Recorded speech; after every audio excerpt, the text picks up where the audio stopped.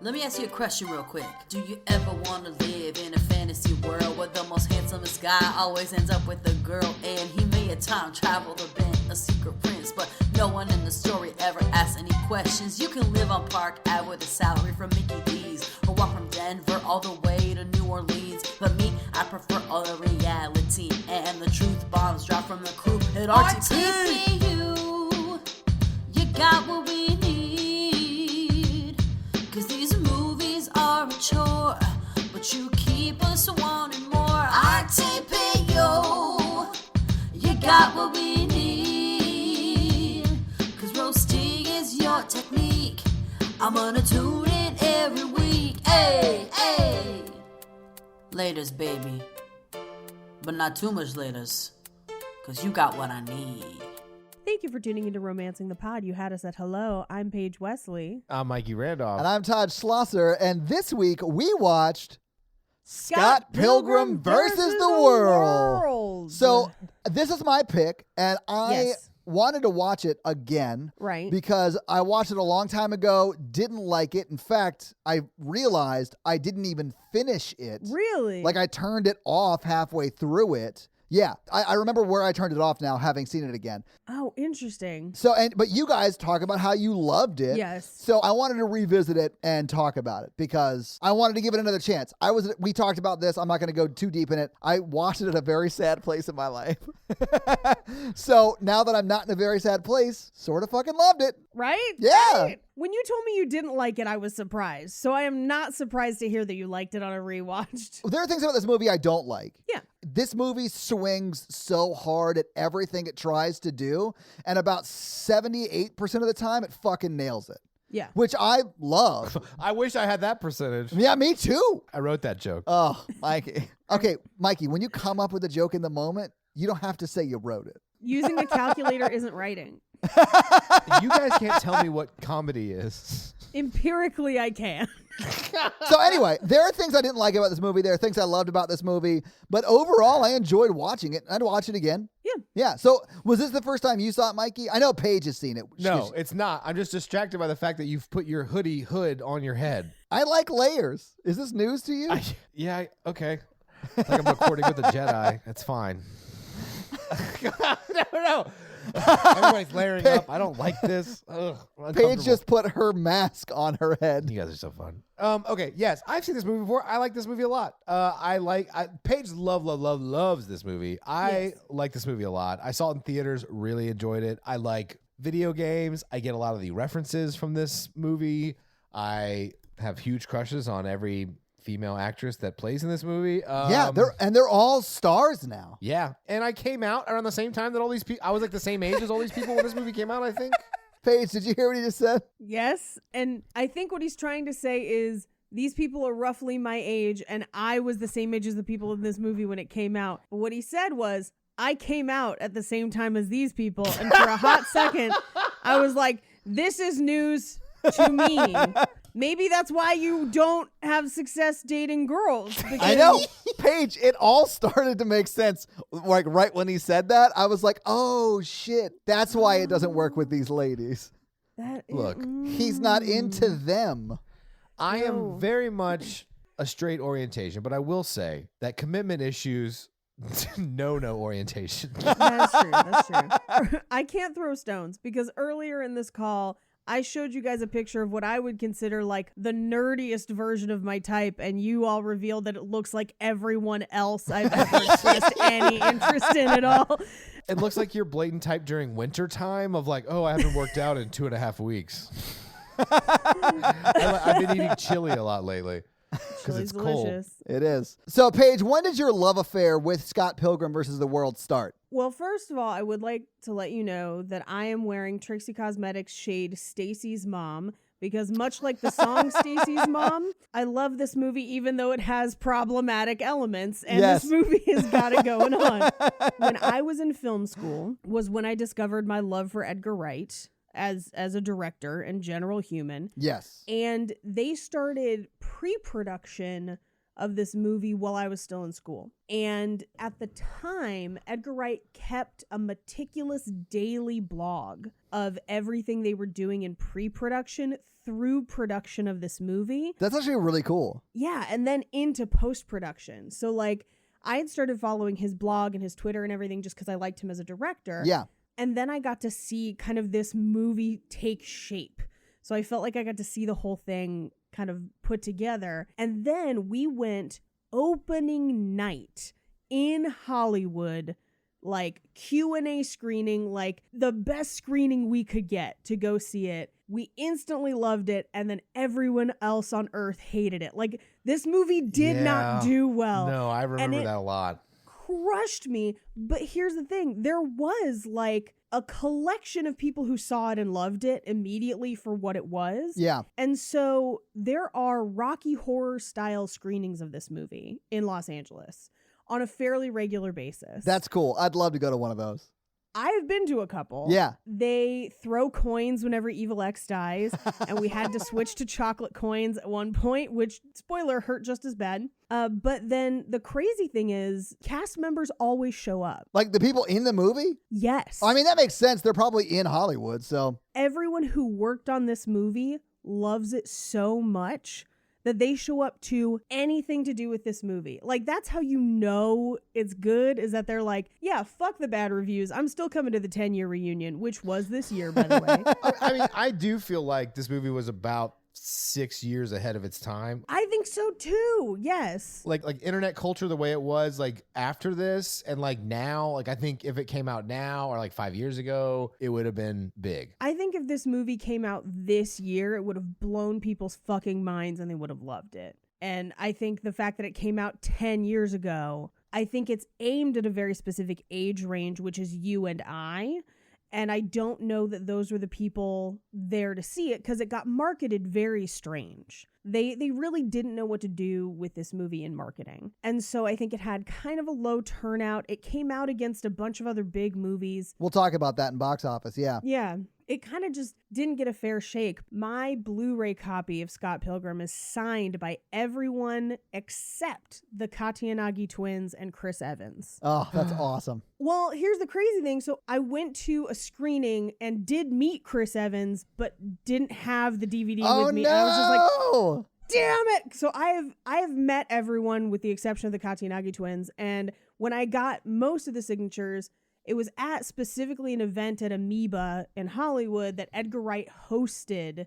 It was basically like, come buy the Blu-ray and we will all sign it, and fucking everyone was there. Yeah. And Jason Schwartzman and I talked for like 5 minutes because we got stuck together in line. He seems like he's really nice. Everyone I've met from this movie is nice. Also, Chris Evans might be one of my biggest like man crushes. That does not surprise me based upon what you said earlier in this episode. So, yeah, I get it. He's the page type model 100 or whatever you want to call it. He sent from the future when they perfected Page's type.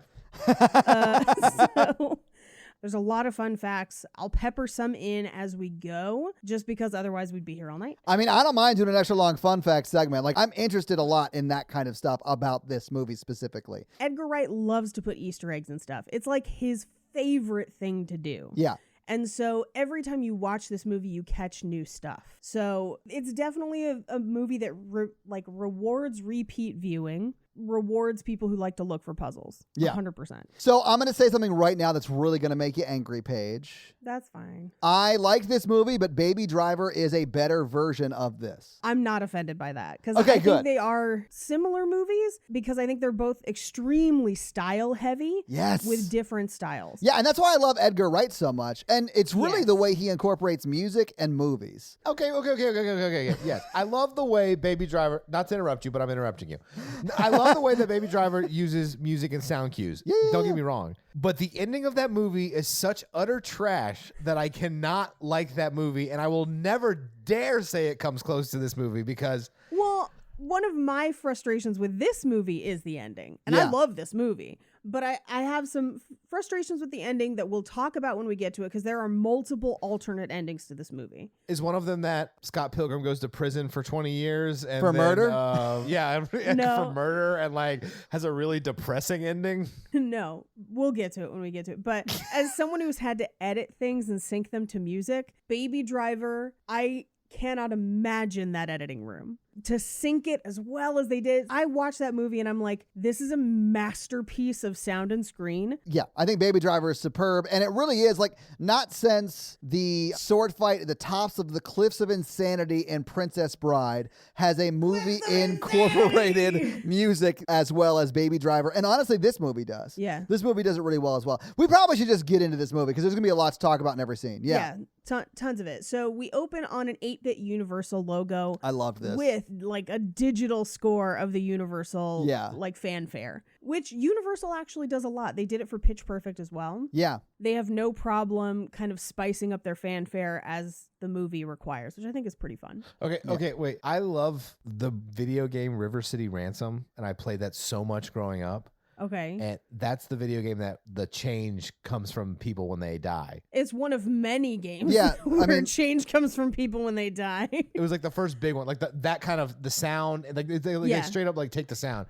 Yeah. Love River City Ransom and the other stuff they do with it. But so I just love this. I just love it. There's River City Ransom, Mario, and Zelda factor heavily into this movie, as well as Final Fantasy at some points. Like, this movie is chock full of video game nerdery, but classic games, like not new stuff, old stuff specifically. It's the games that these characters at their ages would have played in childhood.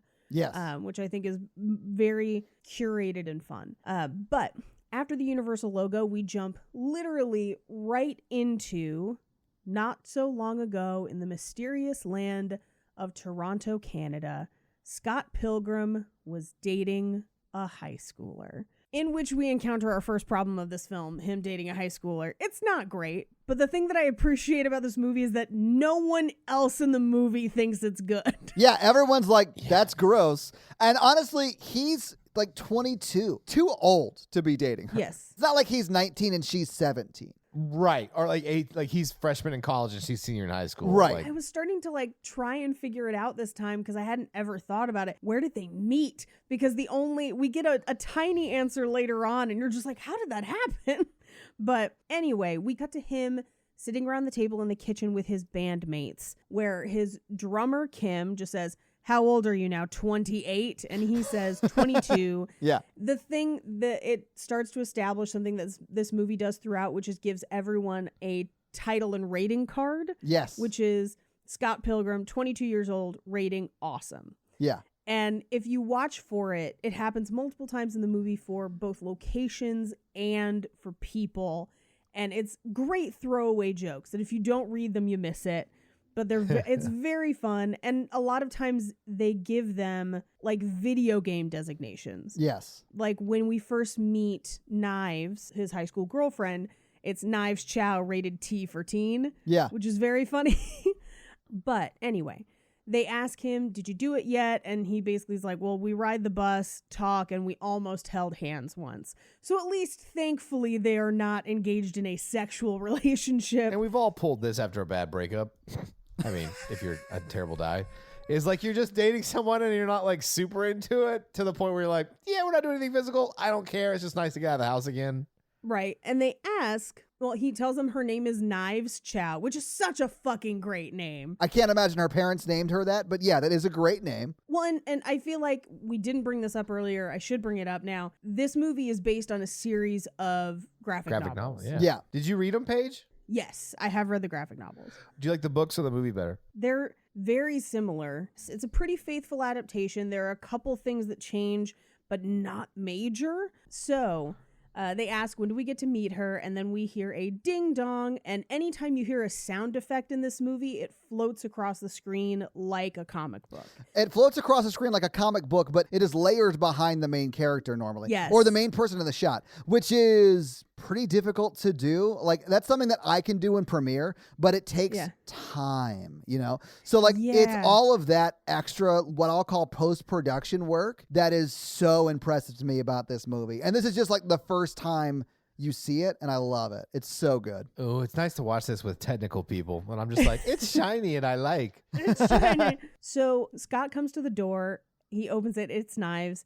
And he says, do you promise to be good? And she says, am I usually not? Which is hilarious to me. We then meet Steven Stills, who is carded as the talent. Yeah. This is where we get Knives, rated T for teen. And Steven is concerned that she'll geek out. He wants people to geek out. He wants people to think the band is cool. Yeah. Well, I mean, the whole time that Scott and Knives are together, she is more or less talking about how awesome he is, and he is just soaking it up. Yeah. Yeah. Well, and she's their only fan, which is pretty funny. Yeah, I don't think he's like soaking it up because he seems kind of like embarrassed by her the whole time a little bit. Now, I think in the beginning, he's really into how into him she is. Yes. And I have been in a shitty high school band that had 3 fans, all of which were dating members of the band. So, like, I know what it's like to be in this situation. So she walks into the living room. He says, "Let me get your coat." He grabs it off of her shoulders and then just tosses it to the floor. Yeah. Which makes me laugh every time I see it.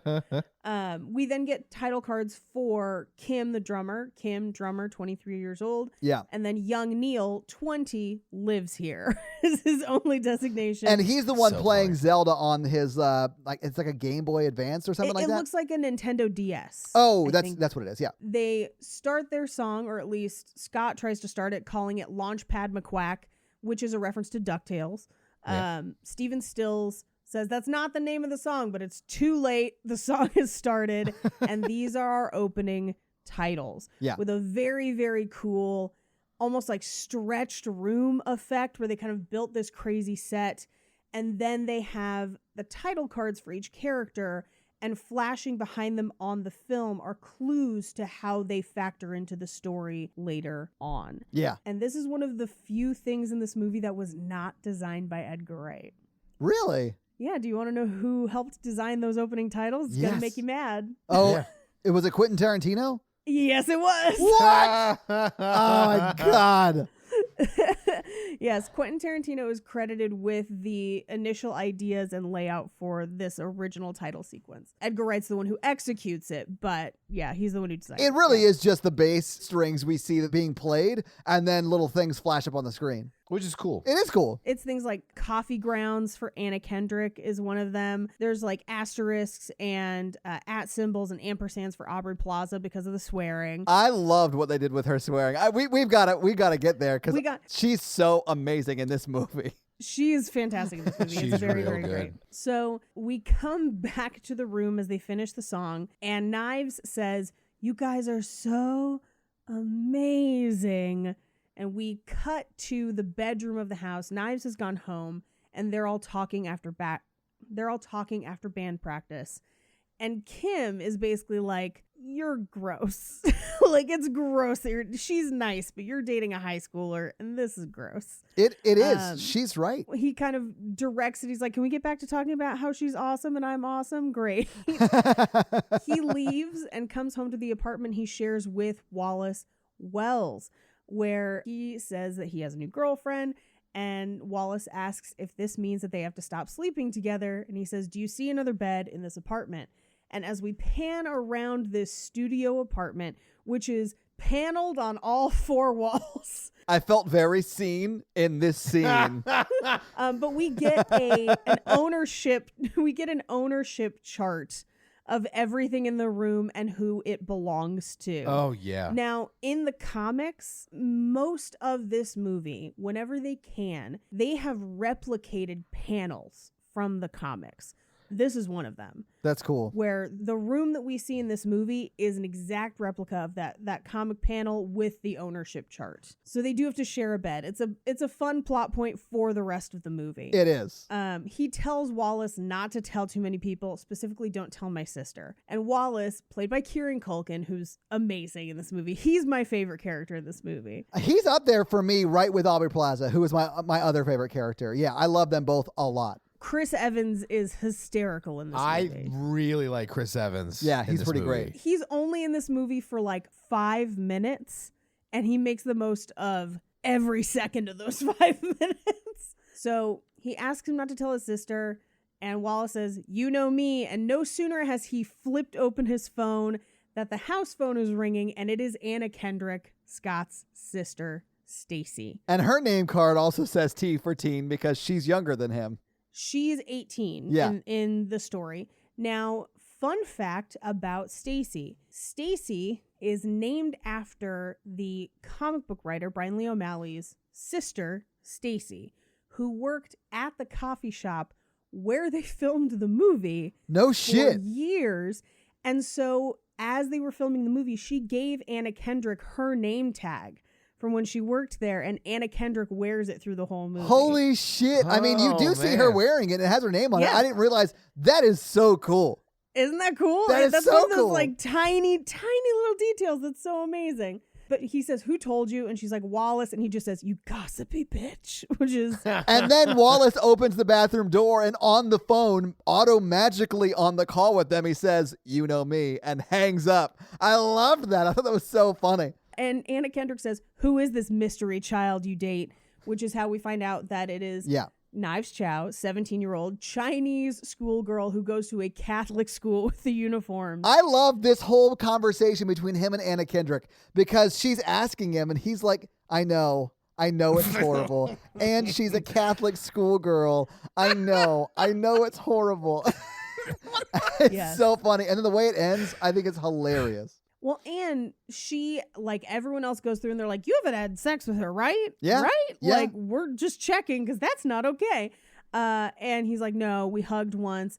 And she basically is like, "You're doing this because you're still getting over your breakup from," and we don't get her name, but we do get a shot of Envy Adams on a newspaper. Yes. Which is Brie Larson, right? Yeah, Captain Marvel. Yeah. By the way, I just looked it up. Age of consent in Canada is 16. The whole country? They Yeah. don't go state by state? Well, they don't have state, they have provinces. But still, it's 16 across the board, which is a little surprising. That's not surprising to me because it's lower throughout most of Europe as well. America's an outlier with it being 18. Well, I mean, honestly, a lot of It's state states to in state. America are 16 too. In fact, Yeah. and I don't like that I know this, but I know this. Tell us, Todd. Unless it's changed since I was in high school, all of the states that border Tennessee, except for Virginia, their age of consent is 16. And Tennessee's is 18. We used to make jokes that like Tennessee and Virginia were the only civilized members of the South because everywhere else it was younger. Well, and I think it's one of those things that culturally a lot, life has changed for people. And, when my grandma was growing up, it's probably not as weird to get married at 16 or whatever as it is now. Yeah, it'd be weird now. It'd be weird now. But I think that's just one more thing with this movie where, like, yes, the age of consent is 16, but everyone also still thinks it's gross. Yes. Like, they're all like, this is still an issue. It is, especially when you can drink and they can't. Like that, even in college, you were like, oh boy. Yeah. Well, and I think part of that too is this was also made for an American audience. It does come out in Canada. It is popular in Canada, but its widest release is America. And so I think knowing that a lot of American states are at 18, I think they probably kept that in mind when writing it. That makes sense.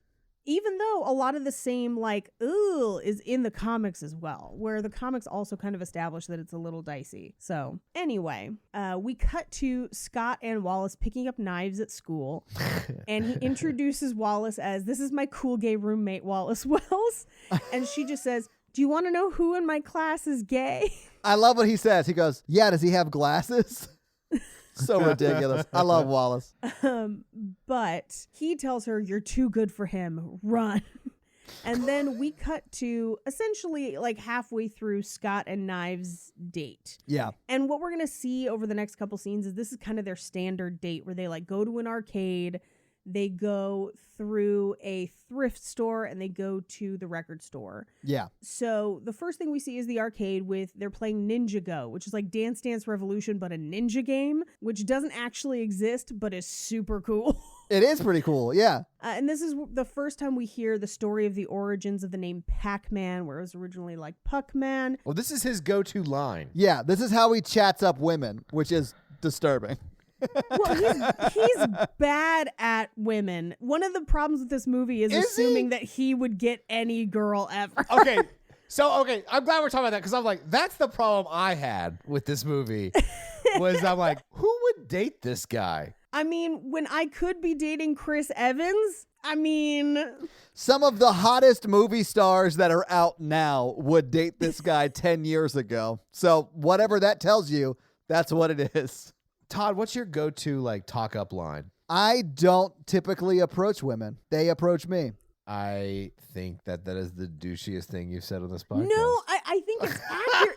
No, here's the thing. I think he's being honest. I don't Yeah. think it's douchey, but I am fascinated by that statement. Yeah. I definitely had more success dating when I started approaching people instead of waiting. And so I became a lady who approaches dudes. So Guys love when you get I love when I get approached. Same. I feel good for the rest of the day. Even if I don't like you, I'll be like nice, and I'm like, that's really nice. that's what I found is when I approached, and even if the answer was no, it wasn't mean. Yeah. If that makes sense. Where people were just like, thank you. Like, no, but thank you.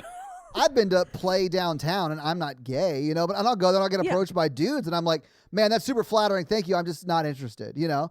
And Yeah. it honestly is always an ego stroke. I thought you were approached by women. So you're approached by women. I mean, I thought the first thing you said was you were approached by women. Yeah, I was just saying, even in a place where I don't want to be approached, Oh, it's still super complimentary. I spent a lot of time in gay clubs in my early 20s, Yeah. which is how I learned that I should approach people. Because in gay clubs, it's very equitable on who approaches who, It is. where people just kind of approach people. Yeah. And so I think I got a little more used to that. Most of the time, if someone reaches out to me on Twitter or like they go into my DMs on Instagram or something, usually it's a man fan who is super into me. And it's flattering. Yeah. I have to like lightly, say thank you and, One of the reasons I am very public about Natalie and Mai's relationship, and I talk about Natalie all the time, is because I wanted some of that to stop, and it did.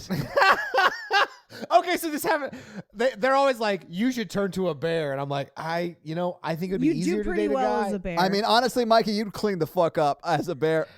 But I mean, it was As from, it was someone from who's- both men and women. what I get now is people approaching us to swap. Oh. Do you guys get that now that you're public about Natalie? I wouldn't be able to swap anything except for like, Well, it's always somebody that just wants to have sex with my hot husband and is like, you could have my boyfriend. And I'm just like, no, I'm not interested in this. Please stop. Natalie and I get some pretty crazy offers that we Yeah, I politely believe turn it. down. Yeah, it's a lot worse for her because she has 100,000 followers on Instagram. So she Yeah, gets yeah, like yeah. crazy things sent to her. And most of it is like really just gross and graphic, you know? But yeah. yeah. Me too. yeah, like this one guy literally who knows her personally keeps asking her for feet pictures. No, you're getting it wrong. I send her feet pictures. That's what it is.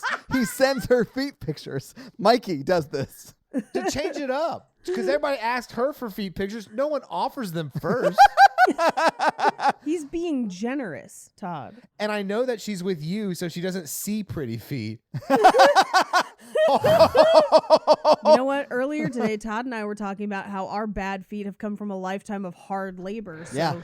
thank you, Yeah, Mikey. from years in the gulag, you son of a 1%er bitch. I had to stand and return dish towels for white ladies who did not think I was human. How dare you?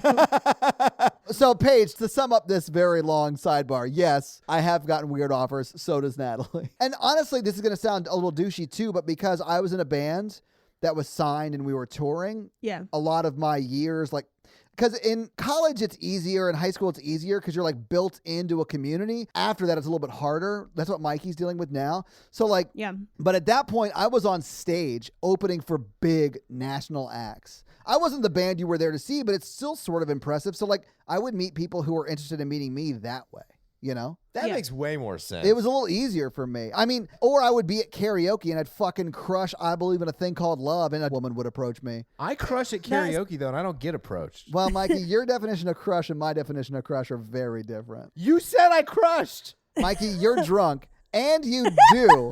Todd, post the video to the Facebook group and see what they say. If I can find that video, Mikey, it'll be in the Facebook group. I promise you.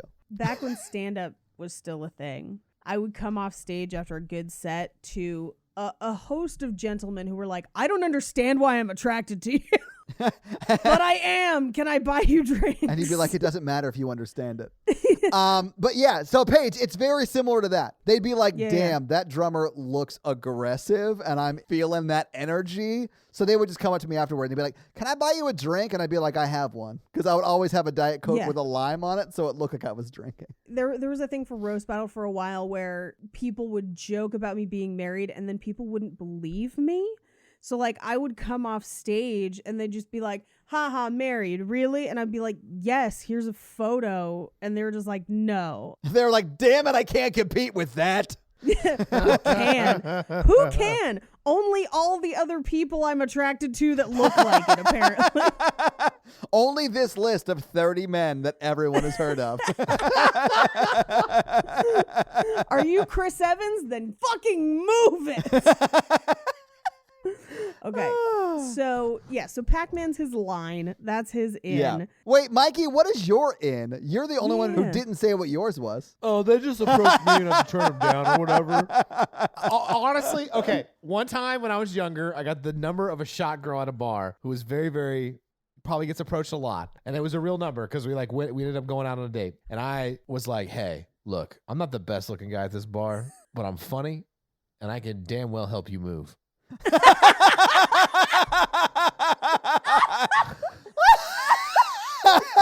She was like, "That's really funny." If I was not married, like back in my single days, if someone had come up to me in a bar and said that, I would have been like, we're going on a date. Yeah. You're fucking hilarious. Let's Yeah. do this shit.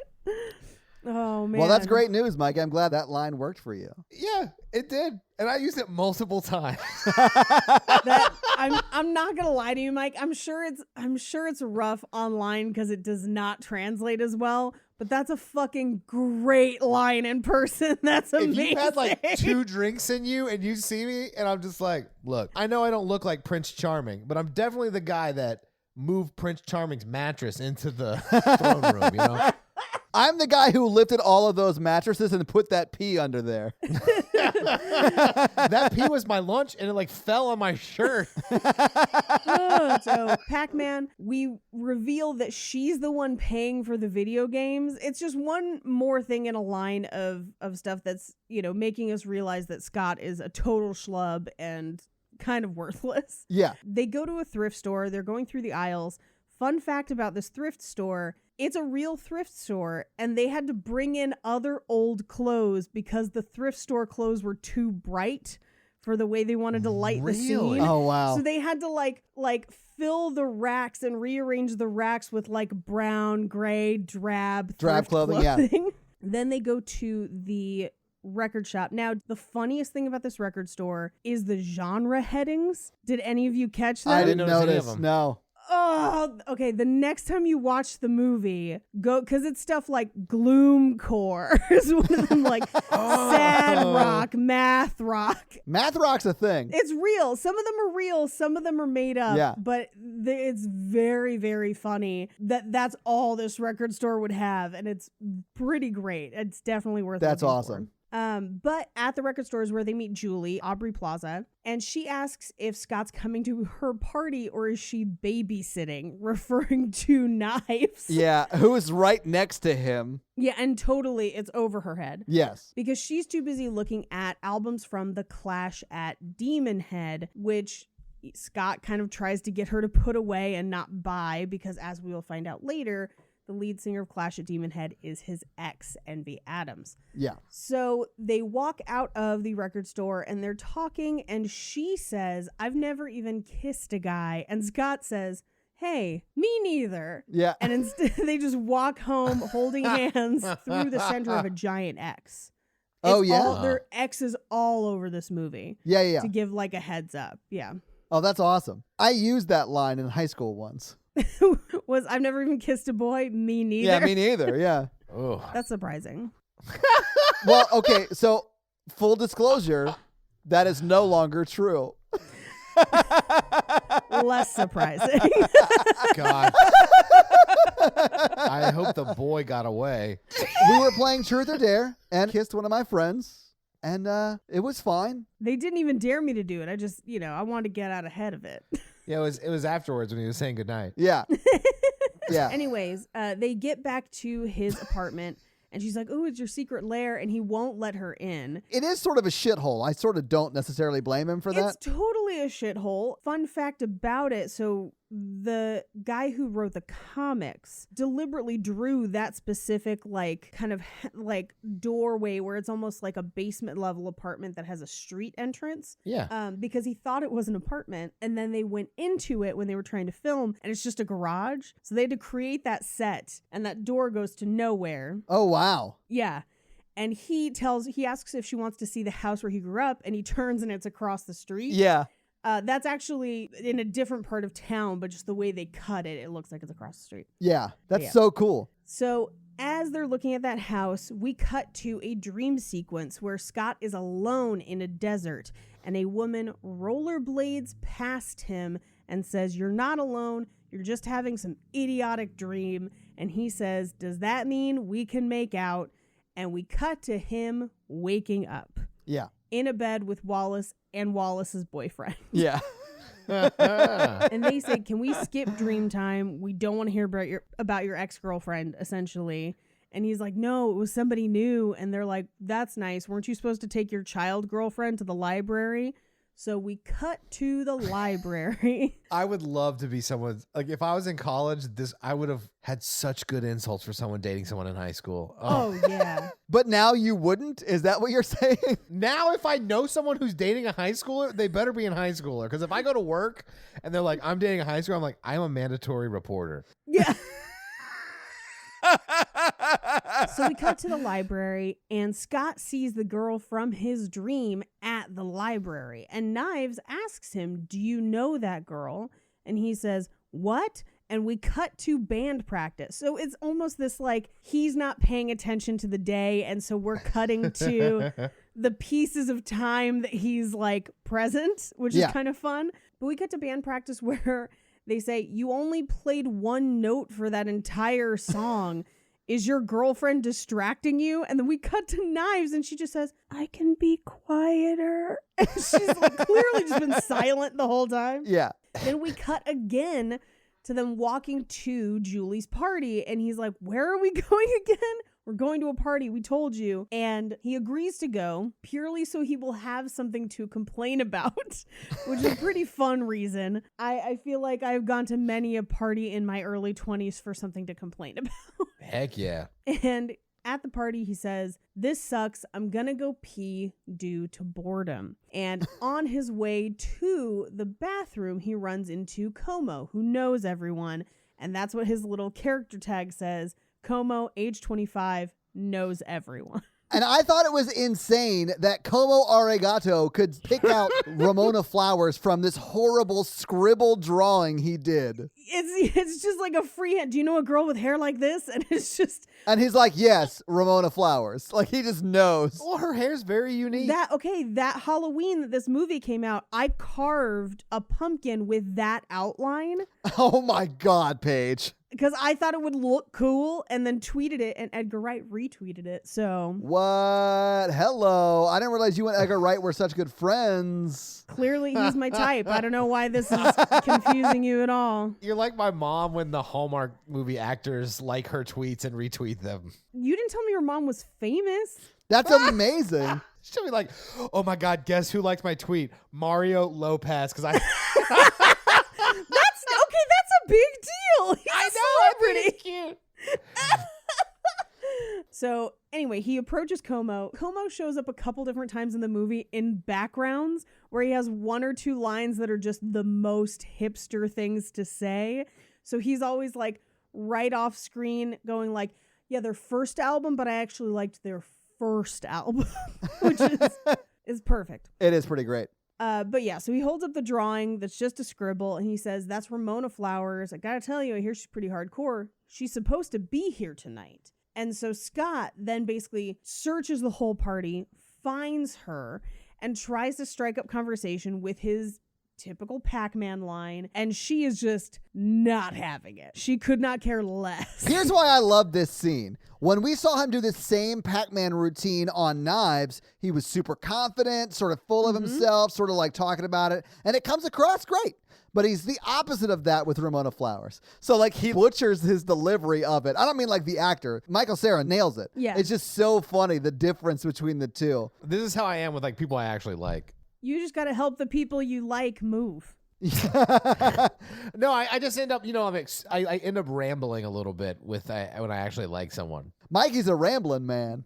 So my secret for that is to not care at all if it goes well. That does make a difference. Yeah. You really have to be like, if they say no, it wasn't supposed to be anyway. Why would I want to be with somebody who doesn't like me? Exactly. You see, I just care too much about all people. That's not what I'm saying, Mikey. I'm just saying, like, if you approach a woman and you just, like, go with the opinion of, if she's into this, it's going to happen. If she's not, it's fine. It doesn't matter because it wasn't supposed to happen. I'm not talking about the initial approach. Like, I'll be on the date and, like, if I'm like really feeling it, like the old butterflies, you know what I'm saying? I will be not as smooth as usual. I want to see Mikey when he thinks he's his most smooth. Not freshly manscaped. I mean, like, smooth with the ladies. I feel like back in my single days, I always felt like I was annoying people.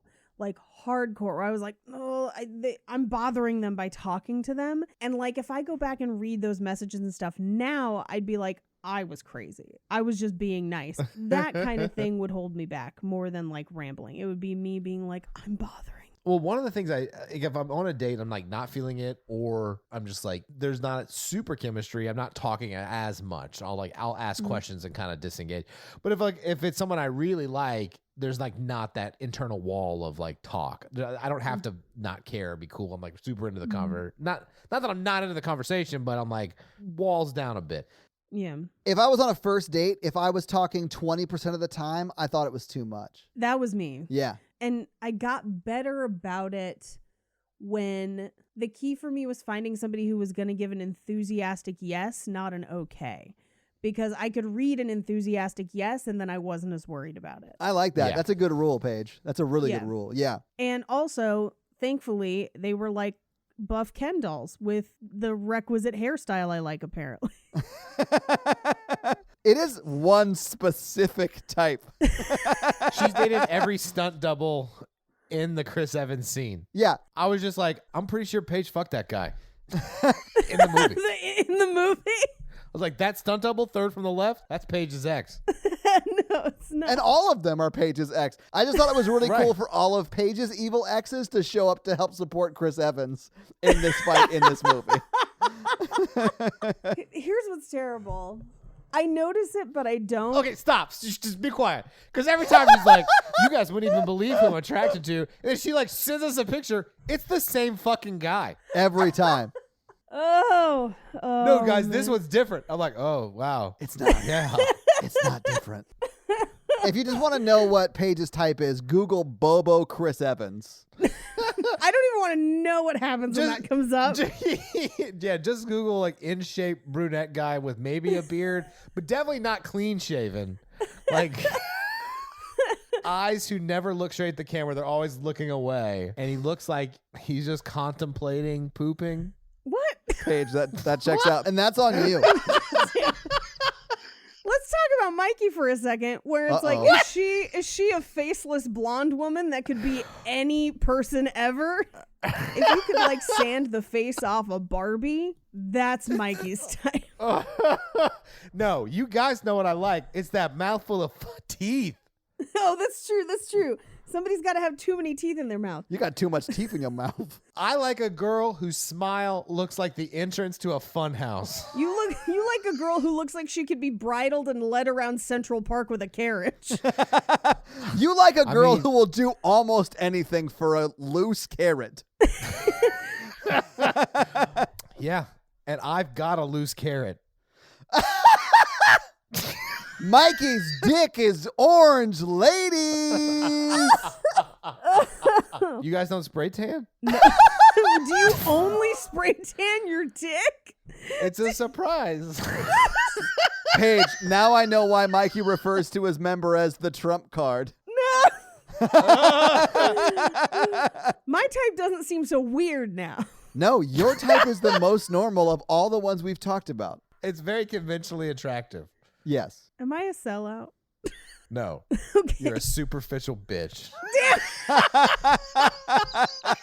So he fails in talking to her and says, okay, I'll leave you alone forever now. And she just says, thanks. Yeah. And then he stalks her until she leaves the party. and then interrogates a bunch of people about her at the party. My favorite one is the first set of girls he comes up to and just goes, "Lady dudes." I loved that. That was very funny. "Lady dudes, do you know Ramona Flowers?" And everyone kind of gives him generic facts about her, like she's from America. One of them says she has men dying at her feet, which he ignores, but will come back later. Yeah. Well, and one of them also mentions that she has a boyfriend. One of them says that they just broke up. And that's when Aubrey Plaza comes in and is like, I didn't want to know they broke up or whatever. Yeah, she basically says that she just moved here. She got a job at Amazon. They just broke up, but I don't even know if they actually broke up because she keeps talking about him. Yeah. But I didn't want you to know that because I forbid you from hitting on Ramona. At this point, Steven Stills is like, no, he's over it. He's dating a high schooler now. And she's like, no, that is the mourning period. He's not over anything. Which is so true. Yeah. And this is where she calls him a lady killer wannabe jerky jerk. Yeah. And lists off a number of girls that he has potentially wronged.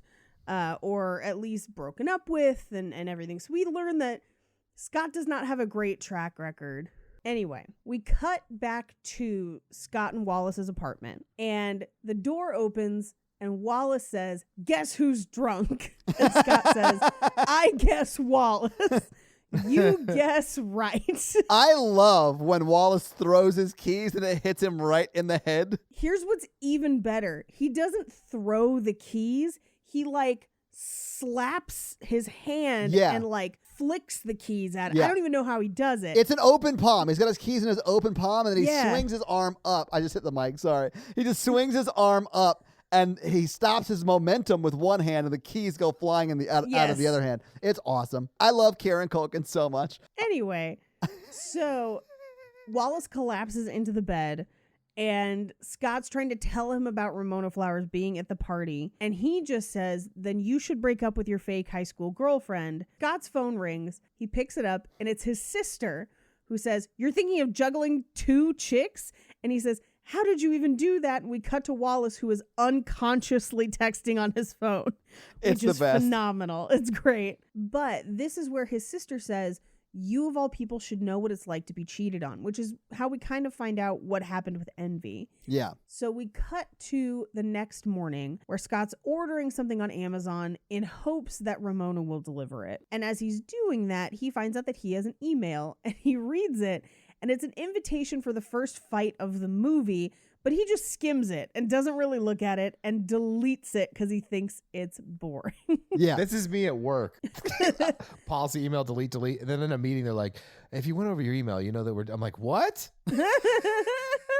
Anyway, so he orders it and then he sits by the front door to wait for the package he just ordered, even though it's probably not going to ship till Monday. The doorbell rings. He opens it and it's Knives, who attack Hugs. Yes. He was supposed to meet her at the bus stop half an hour ago. And we go through a montage of the same stuff they do on every date. It's not as seamless. He's not as confident. It's not as happy, if that makes sense. He seems 100% checked out. Yeah. Yeah, he wants to be with Ramona. Yeah. Yeah. And we get to them playing Ninja Go, where he gets to the solo round, Nega Ninja. And it asks if they want to continue. And he says, I think we should. And you think they're going to break up there. I did, but they did not.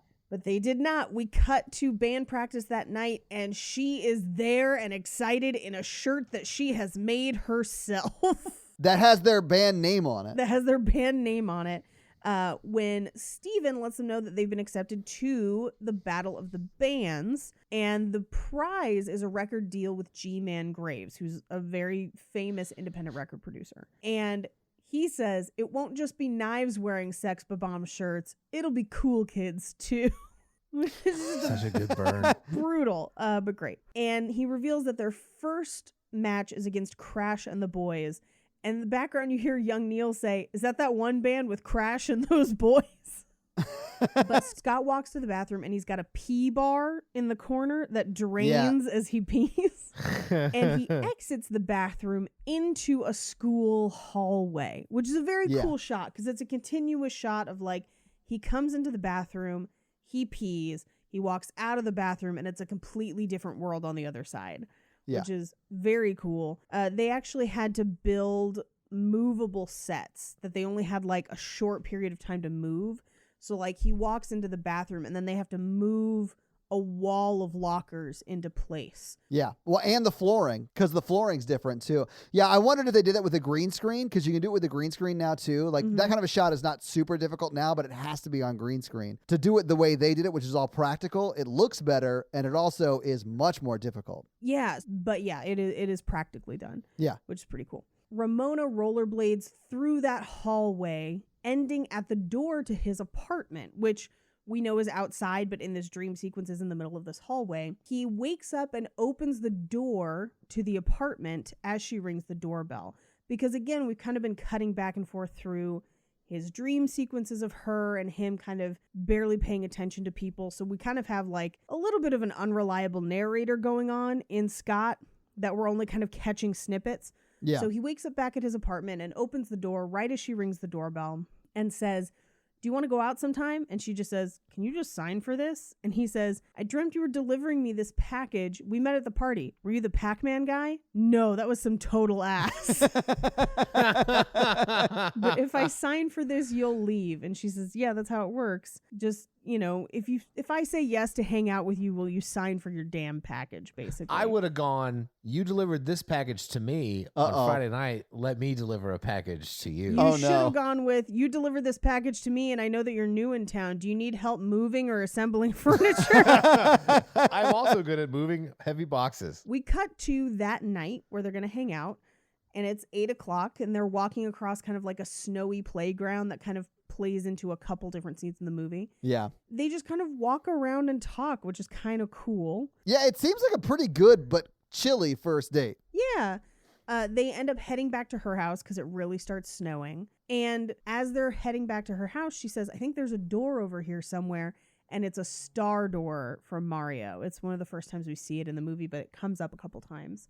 Yeah. So back at Ramona's apartment, one of my favorite scenes in the movie is the list of tea options that she gives him. It's very, very long. One of which is like liver destroyer or something like that. One of which is it's liver disaster. Liver but disaster. Also there's white truffle is another one, which is like not at all something you'd want to drink as tea. Like sleepy time tea. So they decide on sleepy time. She goes to the bedroom to get him a blanket. Well, Paige, they decide on no tea, actually. They do, because she leaves the room. She decides on P What? for penis instead of T. Oh, Mikey, you've got to be more clear. Like, you realize golden showers are a thing, right? I was going for more of an alphabet joke. I wrote it. This joke brought to you by the letter T for terrible. So she goes to get a blanket. He follows her and walks in on her changing. He covers his eyes. He says, "Oh, that's really warm. What is that?" He opens his eyes and it's her like hugging him. So they end up making out. And as they make out, there's like hearts and like him playing guitar as a ghost above them. It's pretty great. It's pretty wild. Yeah. That's the kind of stylized stuff in this movie that I kind of love. Yeah. So he asks, "Were you just going to bring the blanket from your bed? Because we could just get under it because we're so cold. And we could maybe not have tea." And you could have me. But they don't have sex because she says no and he respects. He does, but she also does reserve the right to have sex later in the night if she so chooses. And he obliges that request. Yeah. I mean, they don't have sex, but he's like, "I'm fine with that." Yeah. So the next day, he invites her to the Battle of the Bands, and she gives him her phone number, which is a phone number with 7 X's underneath it. That he thinks are tiny kisses. We cut to the Rocket. Now, this is one of the places that has a location tag, and it just says, "The Rocket, fun fact, this place is a toilet." And she shows up, and he's very excited that she came, and they go around kind of introducing people. We've got Anna Kendrick and her boyfriend Jimmy. We've got the rest of the bandmates, and then Knives. And there's some questionable things going on because they're both there. And so Ramona asks, "How do you two know each other?" And he just says, I have to go," and runs away. And then literally runs away like a child who just wrote on the wall their own name. And their dad's like, "Who did that?" Clearly it's that person. He wrote their own name on the wall. Never mind. Did you write that joke? No, I was that child. I did that. What? Of course you were. The middle child. God. I was the youngest. Thank you. He gets backstage and Steven's freaking out.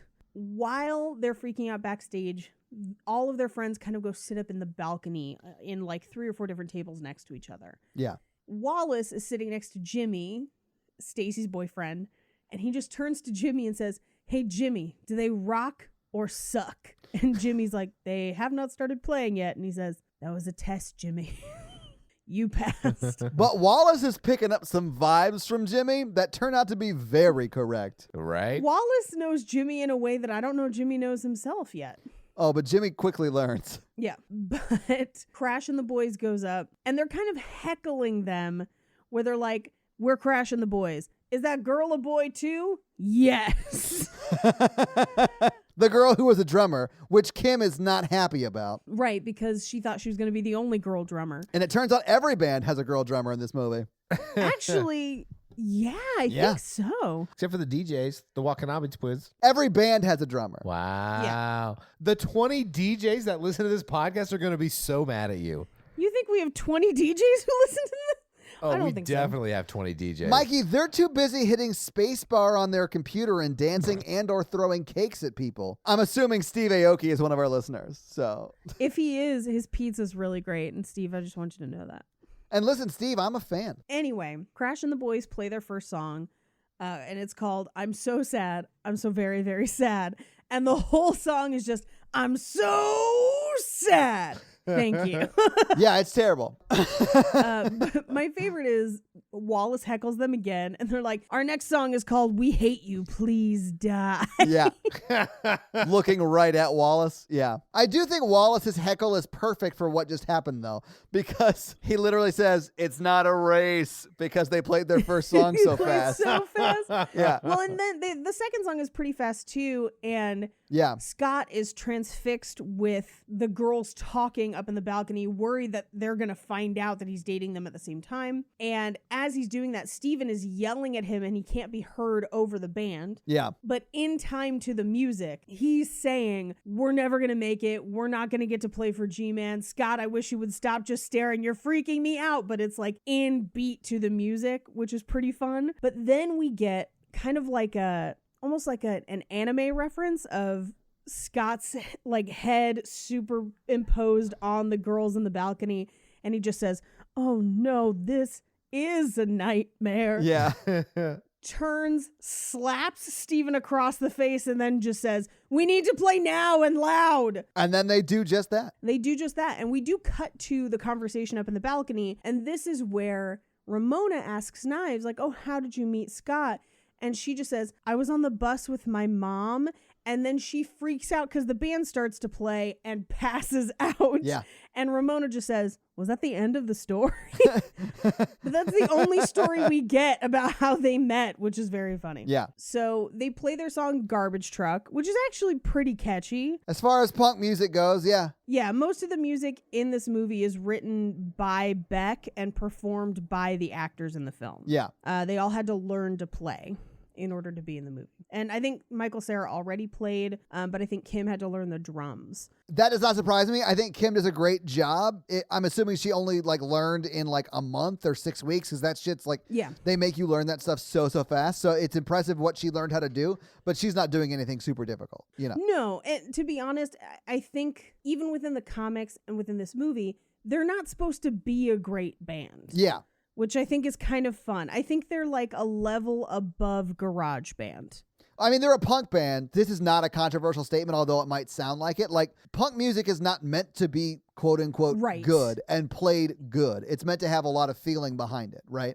Right. So like right. you could be shitty musicians that were very passionate and wrote hooky songs, and you'd be a great punk band.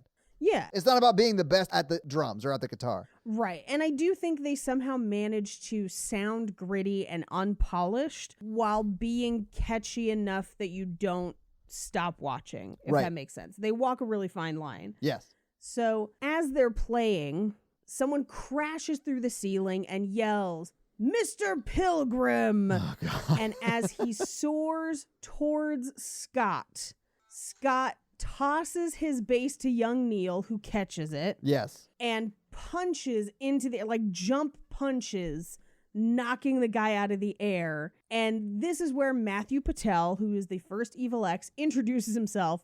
And Wallace just says, "Watch out, it's that one guy." But this is where we reveal that he's the first Evil X. Didn't you get my email? I skimmed it. And this is my favorite CG that they do in this movie. It's very like anime comic booky. Yeah, It it's is. cool. It is cool, but yeah. I think this is what people probably didn't like, that the fights were too stylized. But specifically in this fight, it's the only time they do it. I think it's cool every time I see it. There's a sound effect. Every other sound effect we've seen in this movie is kind of a not quite opaque typography on the screen. And in this fight, he turns and roundhouse kicks the typography, and it shatters as if it's there corporeally in their world. Yeah. And then you watch from above as it shatters and falls to the ground in shards, real in the world. And it's the only time they do it. But it's almost this idea of like that word was actually there in some sort of shatterable form, and now it's on the ground. And I'm just like, it looks real. How'd you do that? I don't know. But I've always really liked it. Yeah, it's very cool. Yeah. He asks him if he's a pirate. And Pirates are in this year, Paige. pirates are in this year. And we get the story from Ramona about how they went out in 7th grade and they only kissed once and then broke up. But the reason she dated him was because of his mystical powers. And then it turns into a mini musical, prompting Anna Kendrick to just go, "What?" in the middle of it. Yeah. I love that other people in this world are just like, what's happening right now? Like, they're equally as confused as the audience, which is pretty great. And Paige, I'll say it turns into a Bollywood musical. It's not like a normal Yes. sort of stylized Yes. musical like that we've done on this podcast before. It is like a Bollywood musical. And if you haven't seen those, they're a little extra. I love them. They're great, but they're a I little love this extra. scene. Yeah. Yeah. Yeah, and so he shoots fireballs and has a retinue of demon hipster chicks. Good word. Which is yes. pretty funny. Yeah. And one of the fireballs kills Crash and the boys, just like vaporizes them. Scott reaches down and throws a cymbal from the dismantled drum kit, knocking Matthew Patel in the head. He then jumps up and punches him for a KO, and Matthew bursts into a pile of coins. Yes. And then Scott just goes, "Oh, coins," and picks them up. Like he bends down to collect all of them. And then he's like, "Oh, it's only $2.48." And then Ramona's like, "I'll loan you 30 whatever cents so we can take the bus home." And then they bone out of there because he just committed his first murder. Right, exactly. And she says to Self-defense. well, and there were a ton of witnesses, including Crash and the boys. So she says to Anna Kendrick's character, Stacy, "Tell your gay friends I say bye." And she says, "What?" And we reveal that Wallace and her boyfriend Jimmy are making out. And she just says, "Wallace again?" Yeah. Meaning it's not the first time. But it is the last time we'll see her boyfriend, who is now making out with Wallace, out of Wallace's bed. Yes, that's true. Knives wakes up just in time to see Sex Bomb win the Battle of the Bands. And Scott and Ramona hop on the bus, where she tells him that he may have to defeat her 7 evil exes if they're going to date. And he says, "So that means we're dating? Can we make out?" As they do this, if you look out the windows of the bus, all of the lights are hearts. Like the little Yeah. light flares are all heart-shaped. That's super cute. It's a very Yeah. That is cool. tiny touch that if you aren't looking for it, you don't see it. It's pretty fun. We cut back to the apartment where Scott enters to the Seinfeld theme and says, "Someone got to second base and a second date tonight. I mean me. That someone's me. Well, first and a half." And it's basically this kind of almost like a cold open with him and Wallace. But this is where Wallace again is like, "Hey, you have to break up with Knives today. And if you don't, I'm going to tell Ramona." Yeah, he wants Wallace to get out of the apartment. He's like, "Okay, I'll do that. So you can have this night with Ramona Flowers, but only if you break up with Knives today." Right. And as he's doing that, Jimmy walks out of the bathroom and Scott says, "What? Double standard?" And he says, "I didn't make the gay rule book. Take it up with Liberace's ghost." Which is like the idea that that's who made the gay rule book in this world. Yeah. He lets Scott know that he's going to be at home all day watching a Lucas Lee marathon, who used to be a skateboarder, is now an actor.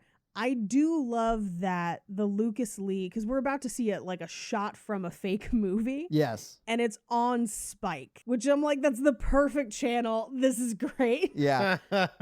I do love what Chris Evans says in that phone booth. He dials the phone with a gun. Yeah. And then he It's goes, you'll hear 2 clicks. The first is me hanging up, and the second is me pulling the trigger. And then he hangs up with the butt of the gun. I was like, I love this guy. It's 20 seconds of brilliance from Chris Evans, yeah.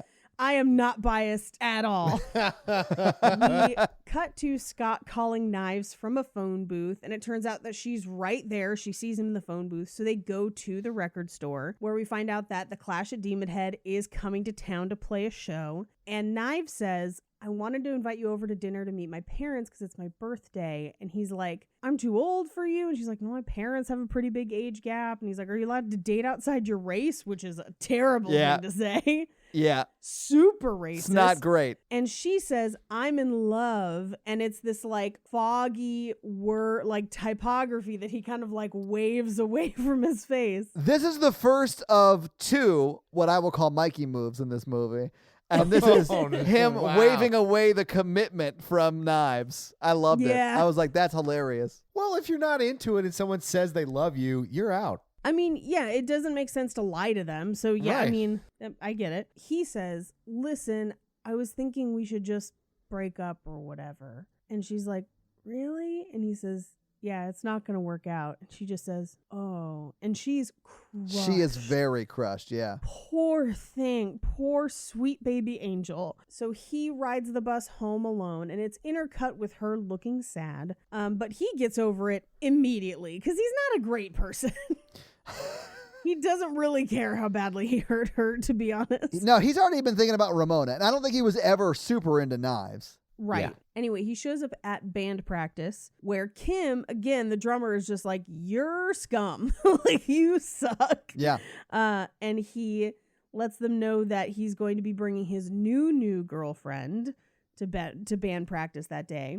The doorbell rings, and it's Ramona, and she has a different color hair than she normally does. Her hair was pink, now it's blue. Yeah. And Scott immediately leaves band practice and lets young Neil play his part because he and Ramona go back to the apartment where he makes garlic bread as a meal, which I'm here for it. Yeah, it looks delicious. I'm on board for garlic bread. I love it. Although she does say it'll make you fat. And he's like, wait, what? If you ever go see this as like an interactive screening, like a Rocky Horror, Yeah. this is one of the things people yell at the screen where she's like, well, yeah, but then you get fat and bread makes you fat. And he just goes, bread makes you fat, and everyone yells it together. That's awesome. He tells her that he wrote a song about her. It's the Ramona song, which has little to no lyrics and barely any music. And she says, oh, I can't wait till it's finished. We cut to 45 minutes later. They're making out. She makes a comment about his hair getting shaggy.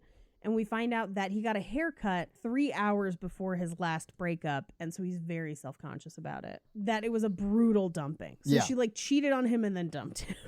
And I do love that for the rest of the movie, anytime someone comments on how shaggy his hair gets, they cut back to him and he's wearing that hat. Yeah, a hat just appears on his head. Yeah. It's great. No matter where they are, every time for the rest of the movie. And that gets established in this scene because to justify him putting on a hat, he's like, let's go for a walk. Yeah. Yeah.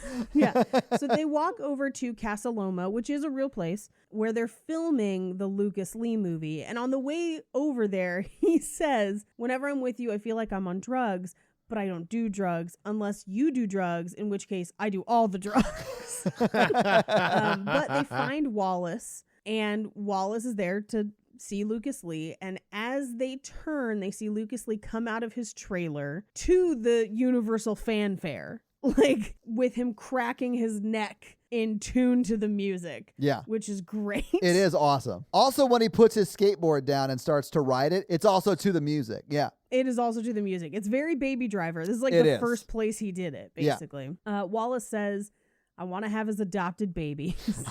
And Ramona says, we have to go. I used to date him, which basically means he's the next Evil X. Yes. He calls action, not the director, which is very funny. Action. And his line is, the only thing keeping me and her apart is the 2 minutes it's going to take to kick your ass. And they're just like, oh, cool. And he just says, I'm talking to you, Scott Pilgrim. He's famous and he talked to me. I love that. Yeah. And he walks over, punches him, and then Scott says, can I have your autograph? And then he punches him again and just says, how's life? He seems nice. And then throws Scott into the castle. Yeah. At which point Wallace says, hey, Scott, look out. Evil X. It's always like 2 minutes into a battle. Yeah. But Scott gets up. He calls after Lucas Lee, whose back is to him walking away. He catches up with him and turns him to reveal that it's actually his stunt double. And Chris Evans says, he's good, right? Sometimes I even let him do the wide shots, which is whenever I feel like getting blazed back in my Winnie. And we see a shot of his team of stunt guys. Yeah. There's about 7 of them. Paige's harem, if you will. Yeah, sure. They go from looking a lot like Chris Evans right in the middle to gradually looking nothing like Chris Evans on the end. Yeah. Which is very funny. Like if you look all the way out, you're just like, what? That's not even close. But they kind of surround him. Wallace asks how it feels for them to always get his sloppy seconds, and the fight starts to the point where they overwhelm Scott and they're kicking him while he's down on the ground. And Chris Evans just says, I'm going to get a coffee. Do you guys want anything? And then reads a text. And this is the line that it becomes synonymous with his character in this movie, where anytime anybody does any like art about this character or mentions this character, it's that's actually hilarious. And it has lived on forever. Occasionally Chris Evans will comment that, like if you follow him on Twitter, sometimes he'll write that's actually hilarious 4 tweets, and it's from this movie. That's funny. He turns around and the stuntmen are lying in a heap, and Scott is in the middle, seemingly unscathed, but he runs at Scott. They jump and meet midair, and he kicks Scott through a backdrop of the New York skyline. Extra funny because as he flies through the backdrop, the hole he creates allows you to see a really famous skyscraper in Toronto that they often use to mimic the skyline of New York City. And it's just like perfectly placed. So he lands on the other side. Chris Evans bursts through the rest of the backdrop. And he's like, hey, get ready to feel the wrath of the League. And he's like, I don't even know what this is. And he's like, oh, you don't know about the League? Oh, don't worry about it then. Like, we're cool. Yeah, my bad. Like, I'm really? so sorry. Oh, I think he even says, let's go grab a beer. And then just punches him again. Yeah. It's just consummate douche. He's my favorite ex. Yeah. He's my favorite ex as well. Especially when he's like, I'm going for the Oscar this year. And I own my own skate company, bro.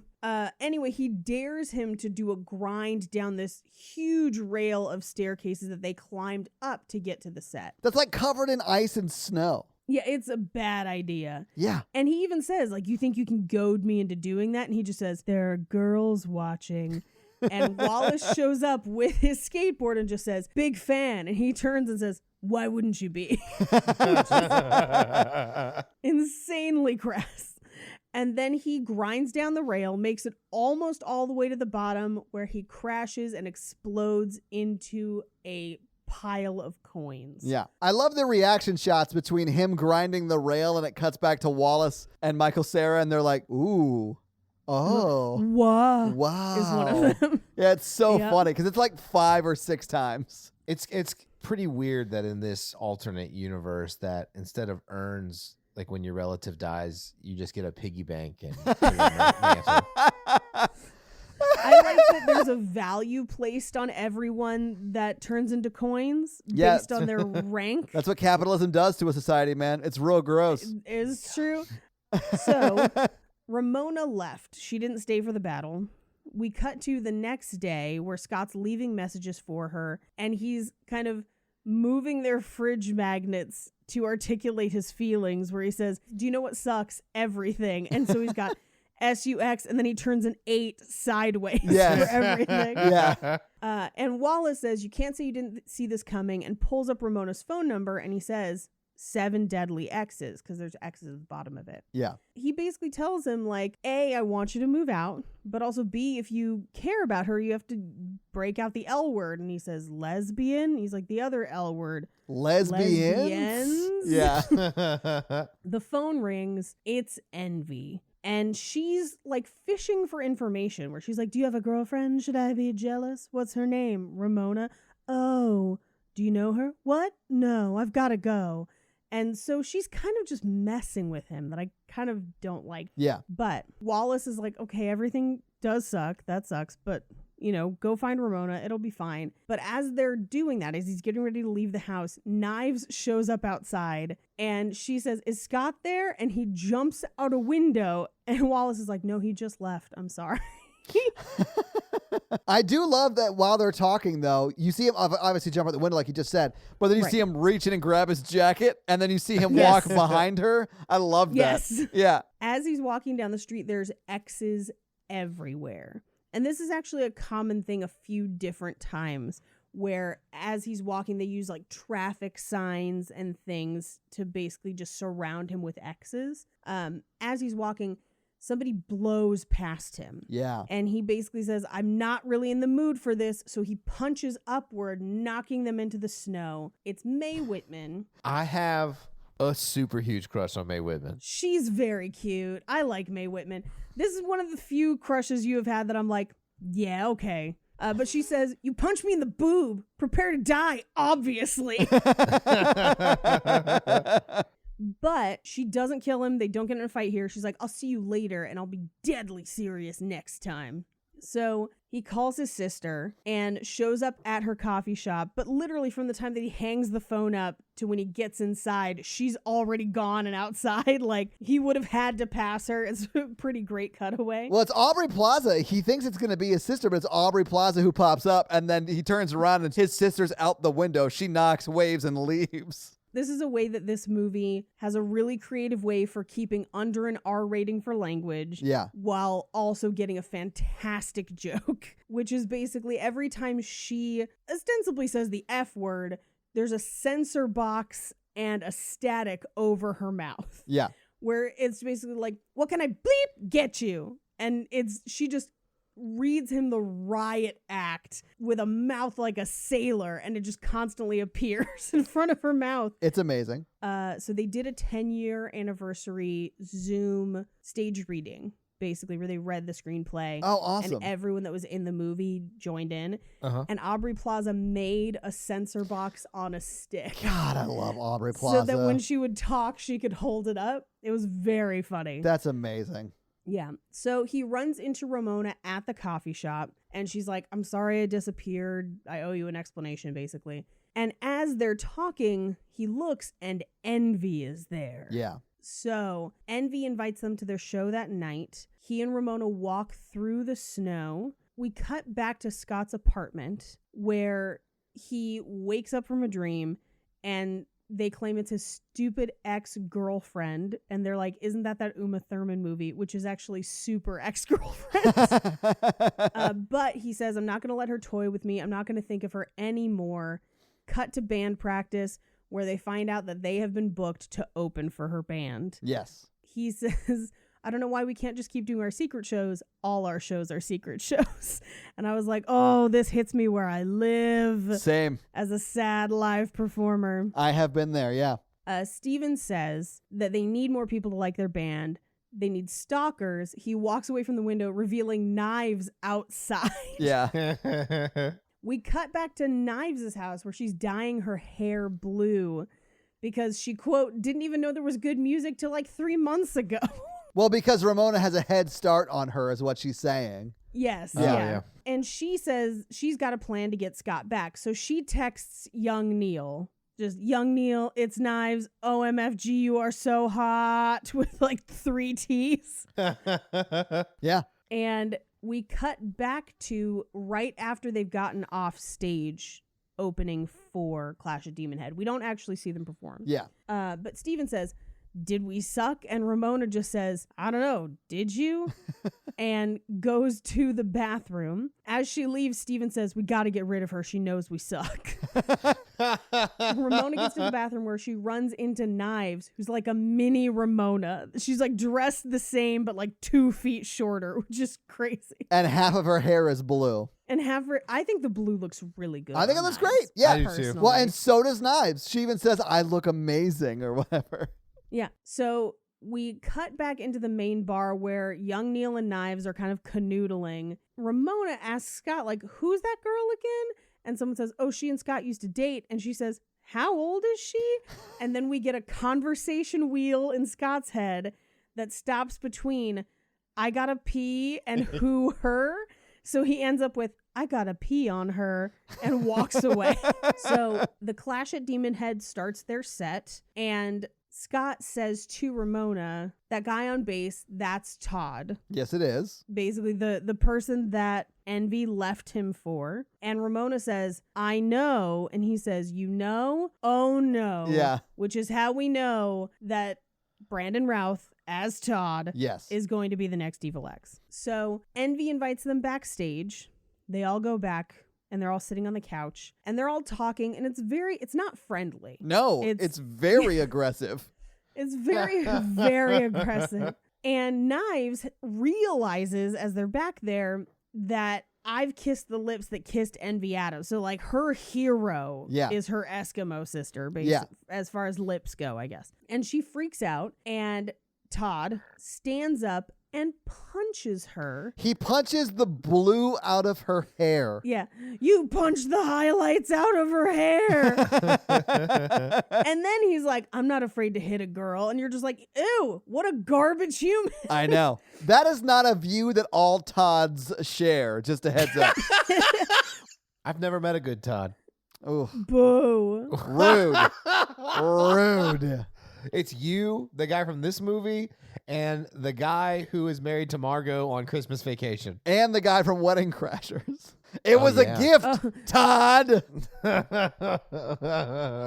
Oh, no, Todd's the brother, Yeah. right? Do you want to play Tummy Sticks? Yeah, it's sexual and violent. I fucking love Wedding Crashers, I man. do We gotta do Wedding Crashers. We can on show. this podcast. I know. Yes. And if the movie just followed Todd a little bit more, probably on the horror version.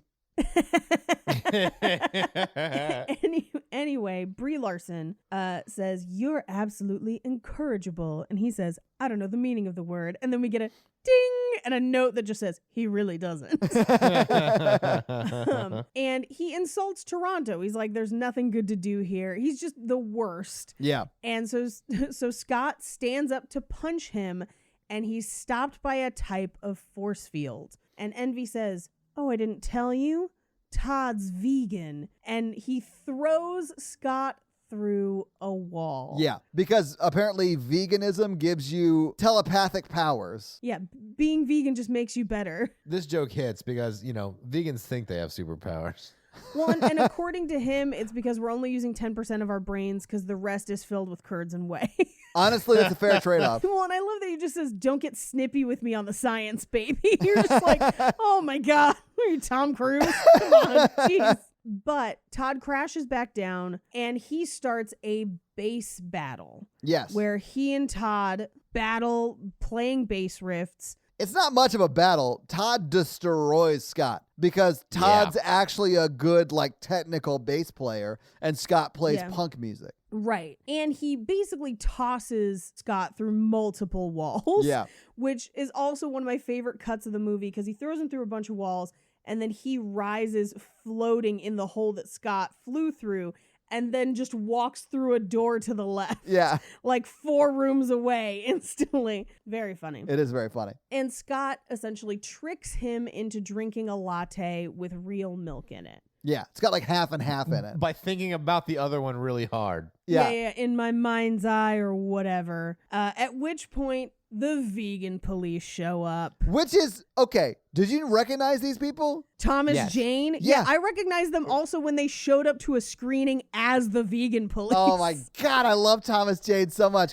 The main character from Deep Blue Sea is in this movie as the vegan police. I think Thomas Jane is probably low-key the coolest celebrity. I think he's awesome. He's pretty fucking great. Yeah. And this is another hugely popular scene in the interactive screenings. Oh, I bet. They just said, like, you knowingly ingested gelato. And he's like, gelato isn't vegan? And then everyone screams, milk and eggs, Bitch! Yeah.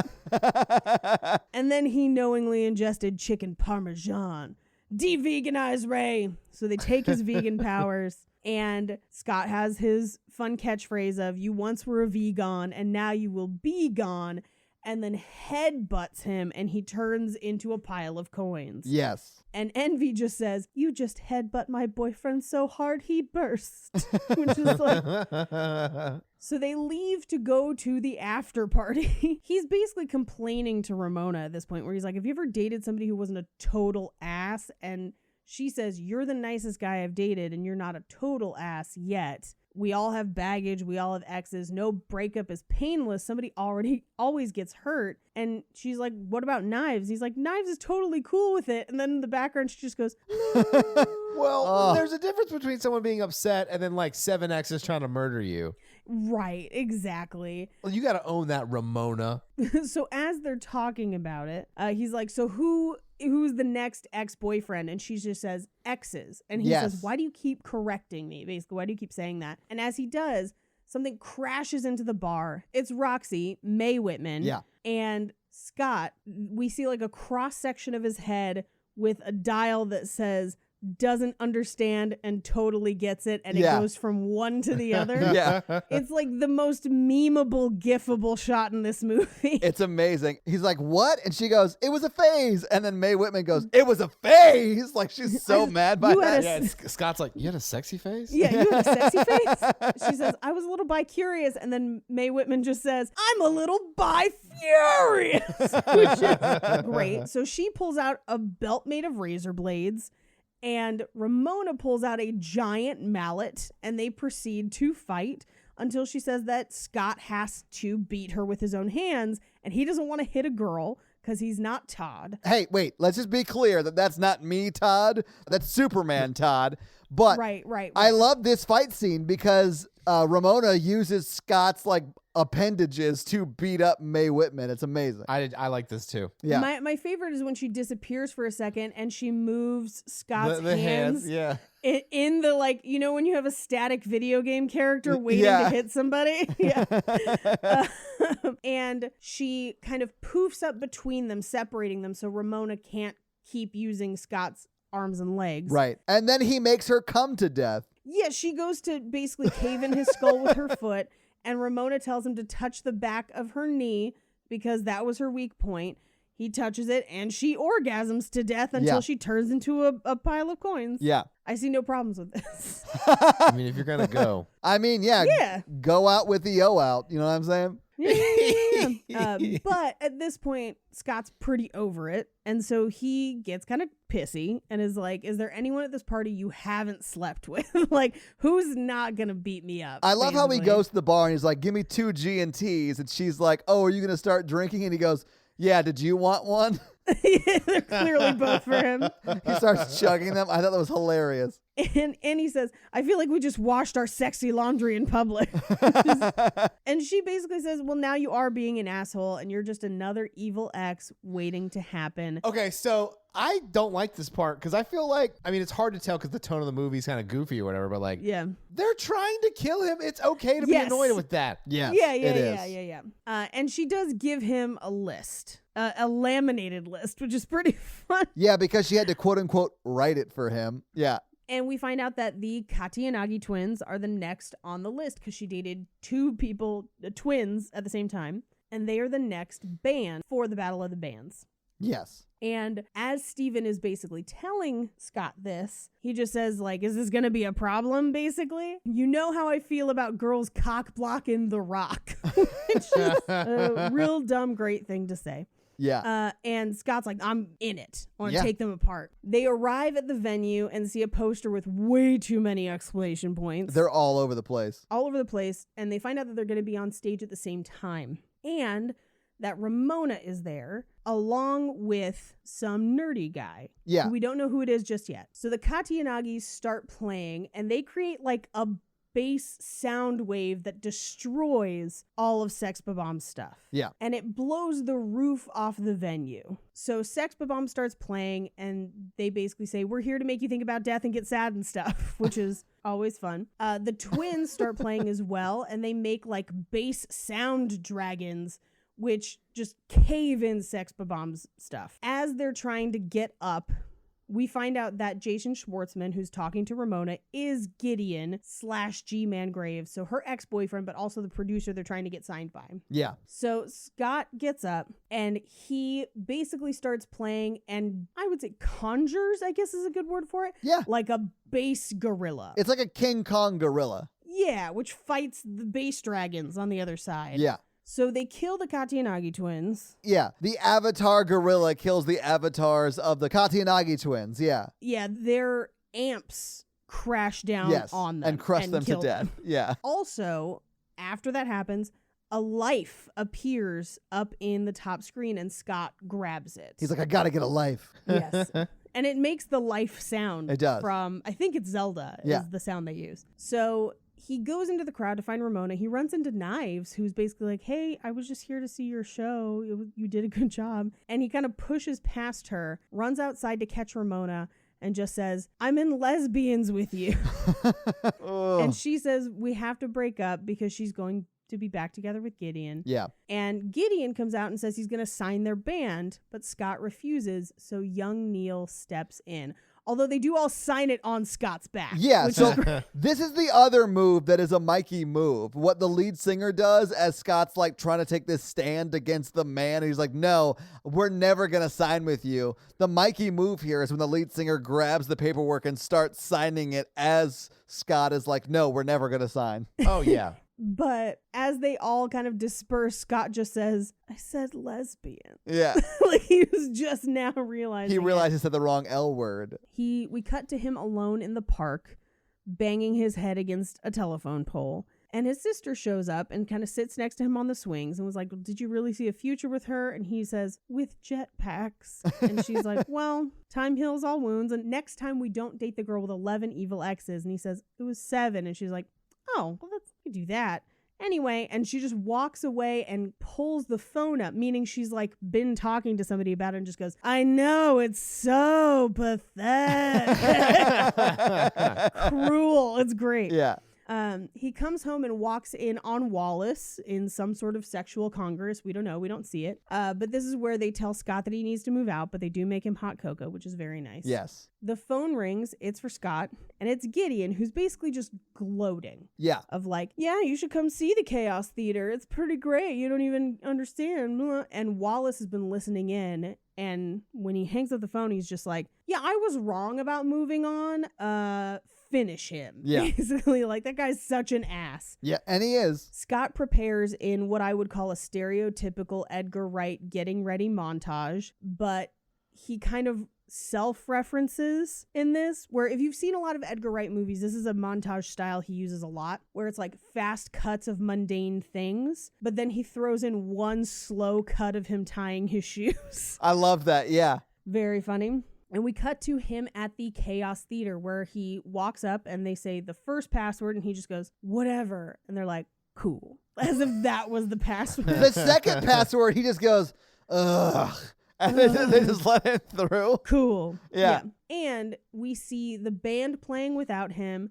But the song they're playing is just, when you're having no fun, because we're having no fun. And it's the same both times, but it just makes me laugh every time. And they basically stop playing and they're like, hey, like, let it go. It's not worth it. Yeah. And he's like, no, I've got beef. I am here to fight, essentially. Yeah. And so he comes up to Gideon, and Gideon's like, well, why would you want to fight me? And he says, because I love her. And a samurai sword emerges from his chest, Scott has earned the power of love. And it gives like ratings for damage and hit points next to it, which is pretty cool. He gets like 4 enhancements with this saber. I forgot exactly what they were, but one of them was life. It was like +3 to life or whatever. Well, it's all +3, 4, 5. And then when we do this again, it's +5, 7, 8. Yeah. But so he pulls it out and he starts fighting with Gideon and kind of knocks him to the side. Knives jumps out and tries to fight Ramona, and he has to admit that he was cheating.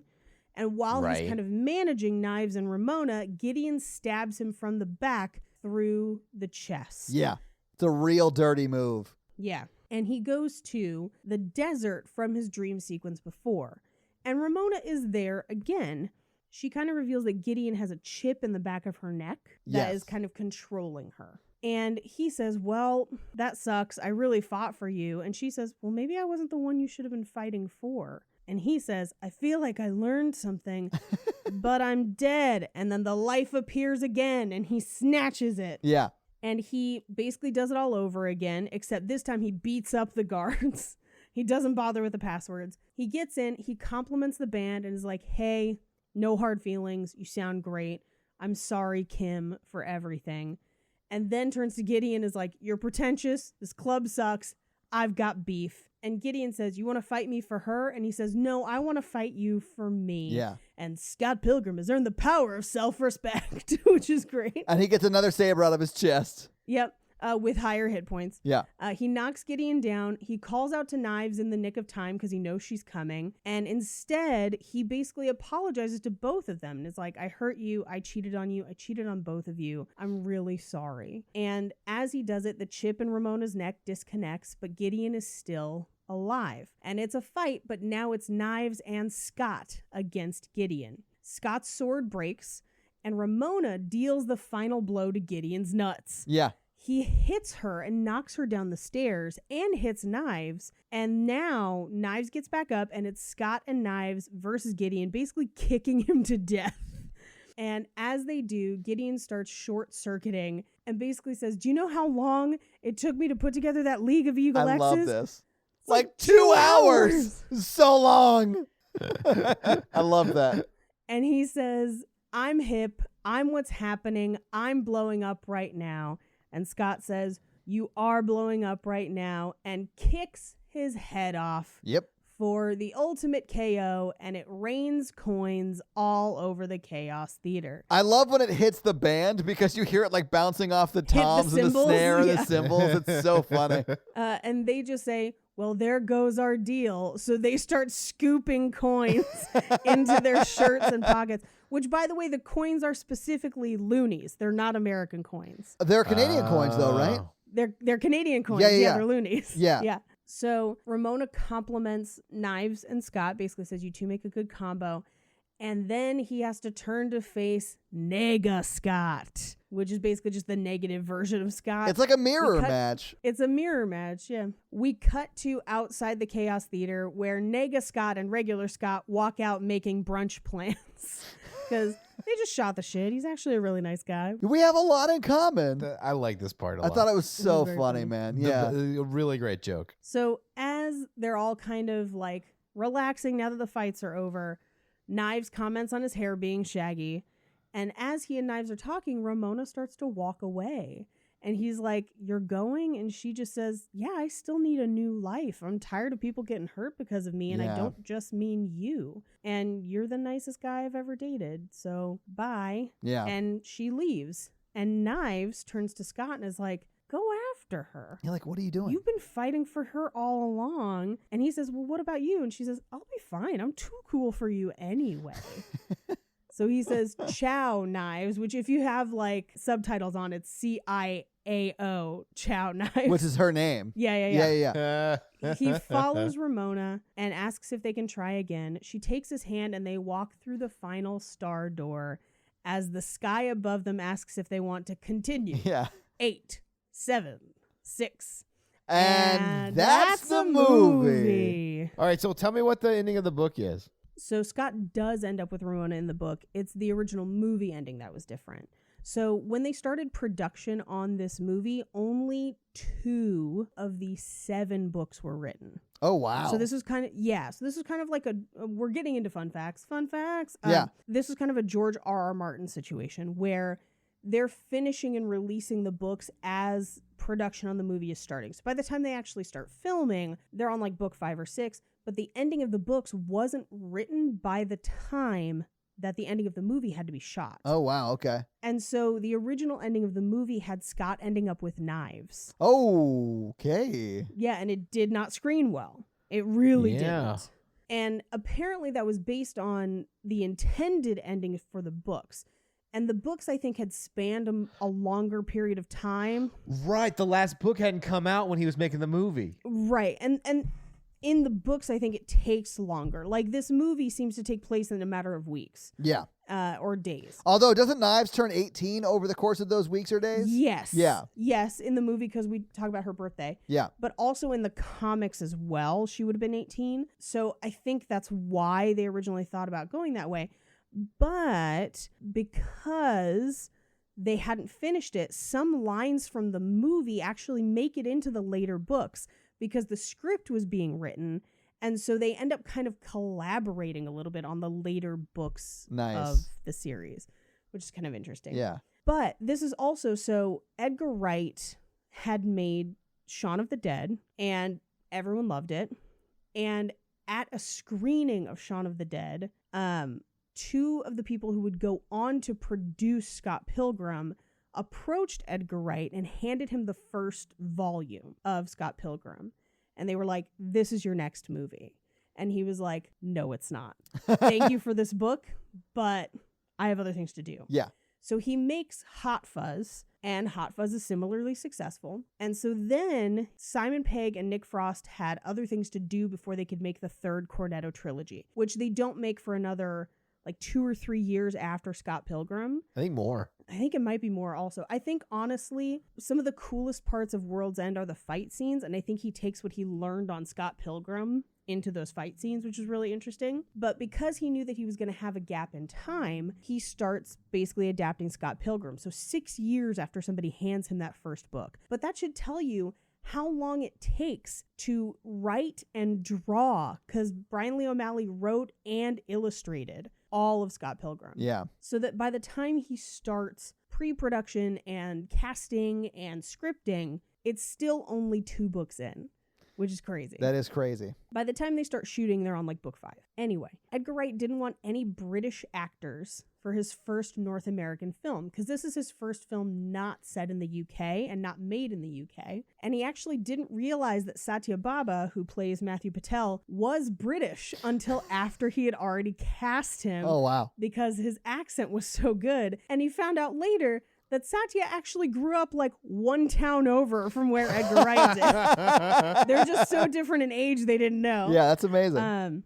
So Scott Pilgrim's base, if you're wondering, is a Rickenbacker 4003, and it costs about $2,159 in the US, or almost 2,500 Canadian dollars. And they destroyed that thing over the course of this movie. It's duct taped together. At the end, yeah, it is. The line that Lucas Lee says, the like, big fan, why wouldn't you be, is actually something that has been said to Edgar Wright in real life, and that's why he included it. He went to go see The Hives, and he was backstage, and he told the lead singer that he was a big fan, and he responded, why wouldn't you be? And then walked on stage to do the concert. Oh, man. Yeah.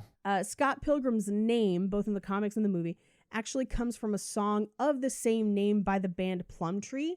You'll actually see him wearing a Plumtree shirt in the movie because of that. Though a lot of the film is about Scott being older than Knives, the actress who played Knives is actually 3 years older than Michael Cera. She has amazing skin, apparently. Yeah, she's got a baby face, too. She looks fully younger than him. She looks fully younger. Yeah.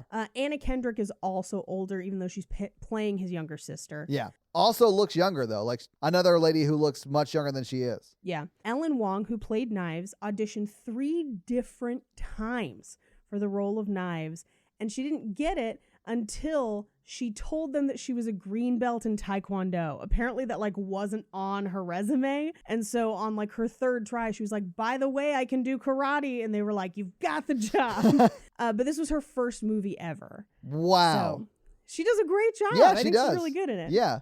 Johnny Simmons, who played young Neil, was offered the role over Facebook after they'd seen him in a couple other projects. Wait, and he goes really? on to be, he goes on to be in Jennifer's Body after this, largely because Diablo Cody and Edgar Wright are very good friends. And so he kind of makes the contact that way.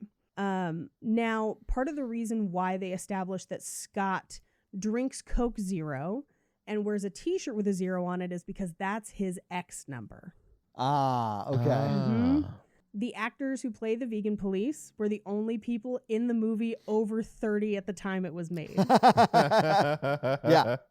Bill Hader of SNL fame does every voiceover in the film. So basically whenever like Scott Pilgrim earned the power of self-respect, but also the like continue and like Nega Scott, all of it's Bill Hader. That's awesome. Really? He does a lot of voiceover stuff like that.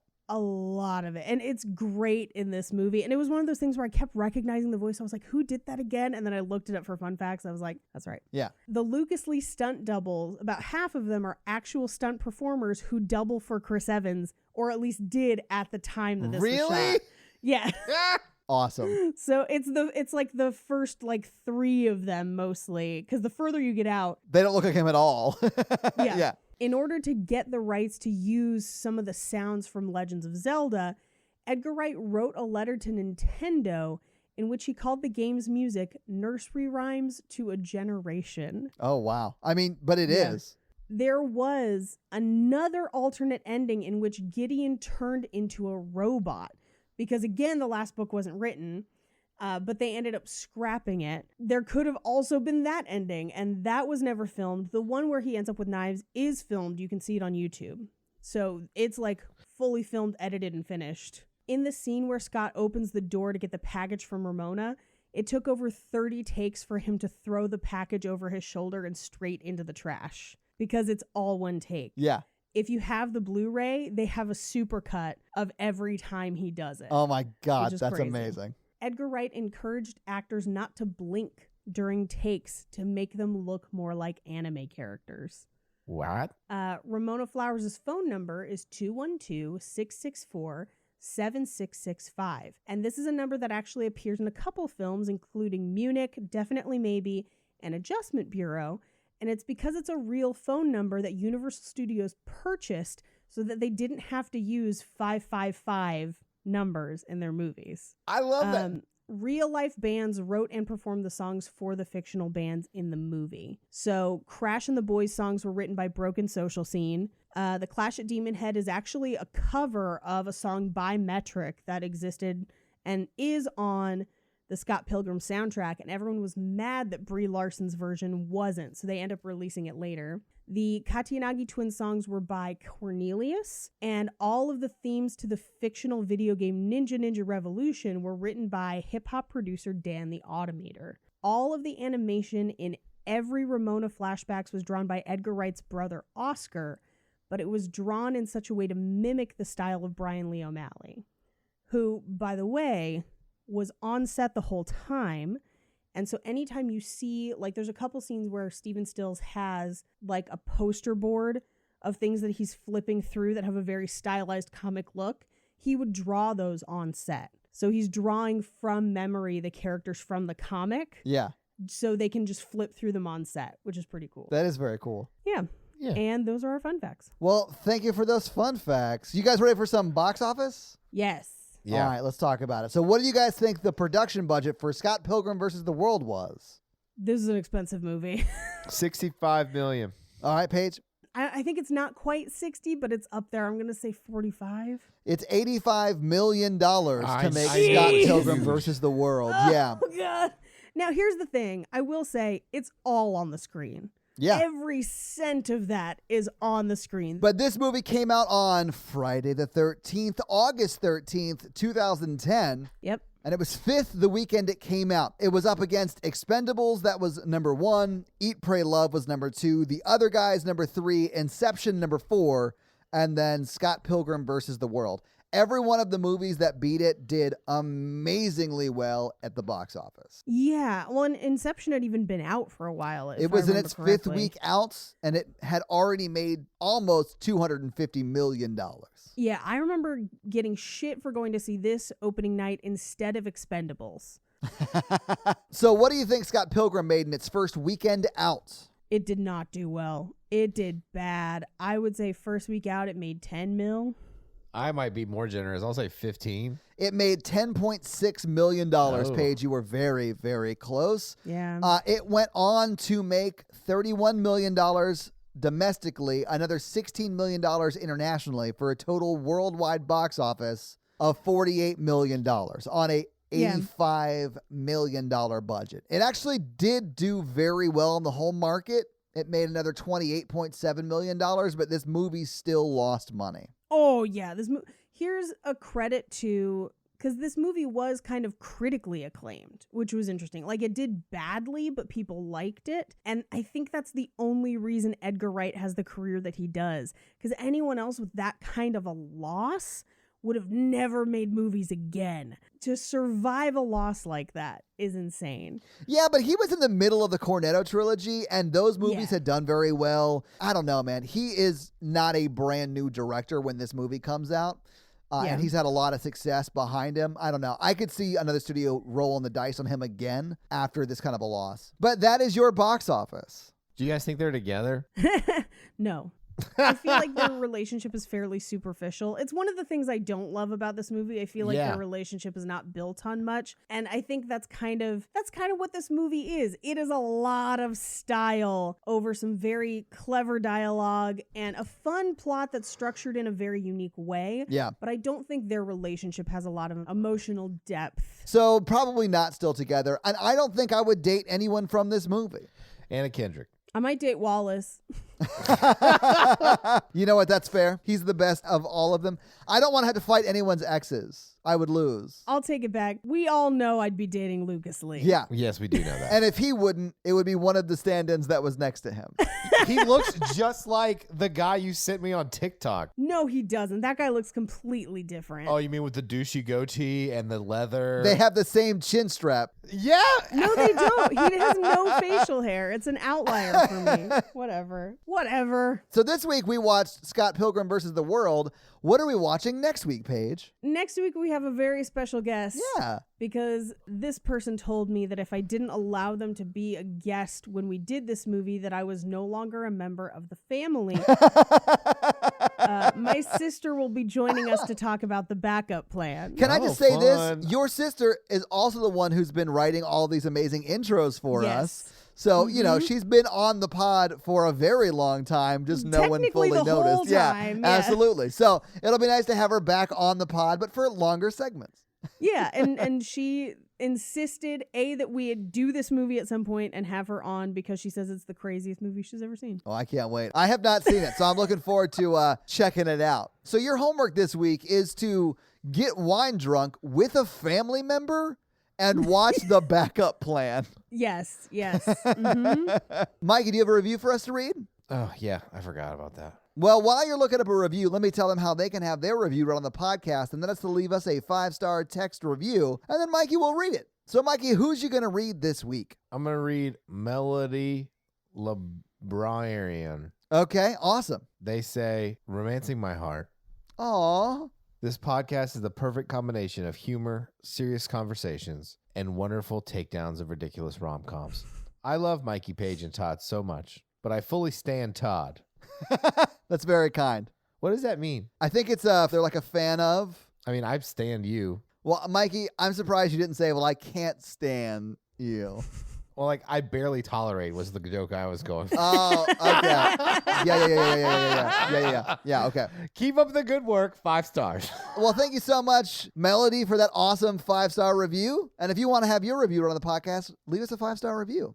So, yeah, guys, if you like this power throuple that we have here on this podcast, make sure to check out our other podcast, The Horror Virgin. And that is the only other podcast that Mikey and I are on. But Paige gets around, and she is on 2 other podcasts, Black Card Rehab, and Cult Podcast. So guys, definitely check out those because they're amazing. If you want to follow us on social, we are at Romancing the Pod Show Yes. on Instagram, and we are at something else on Twitter who I just have never taken the time to learn It's just Romancing Pod Show because they have a character limit and it's show SHO like Showtime.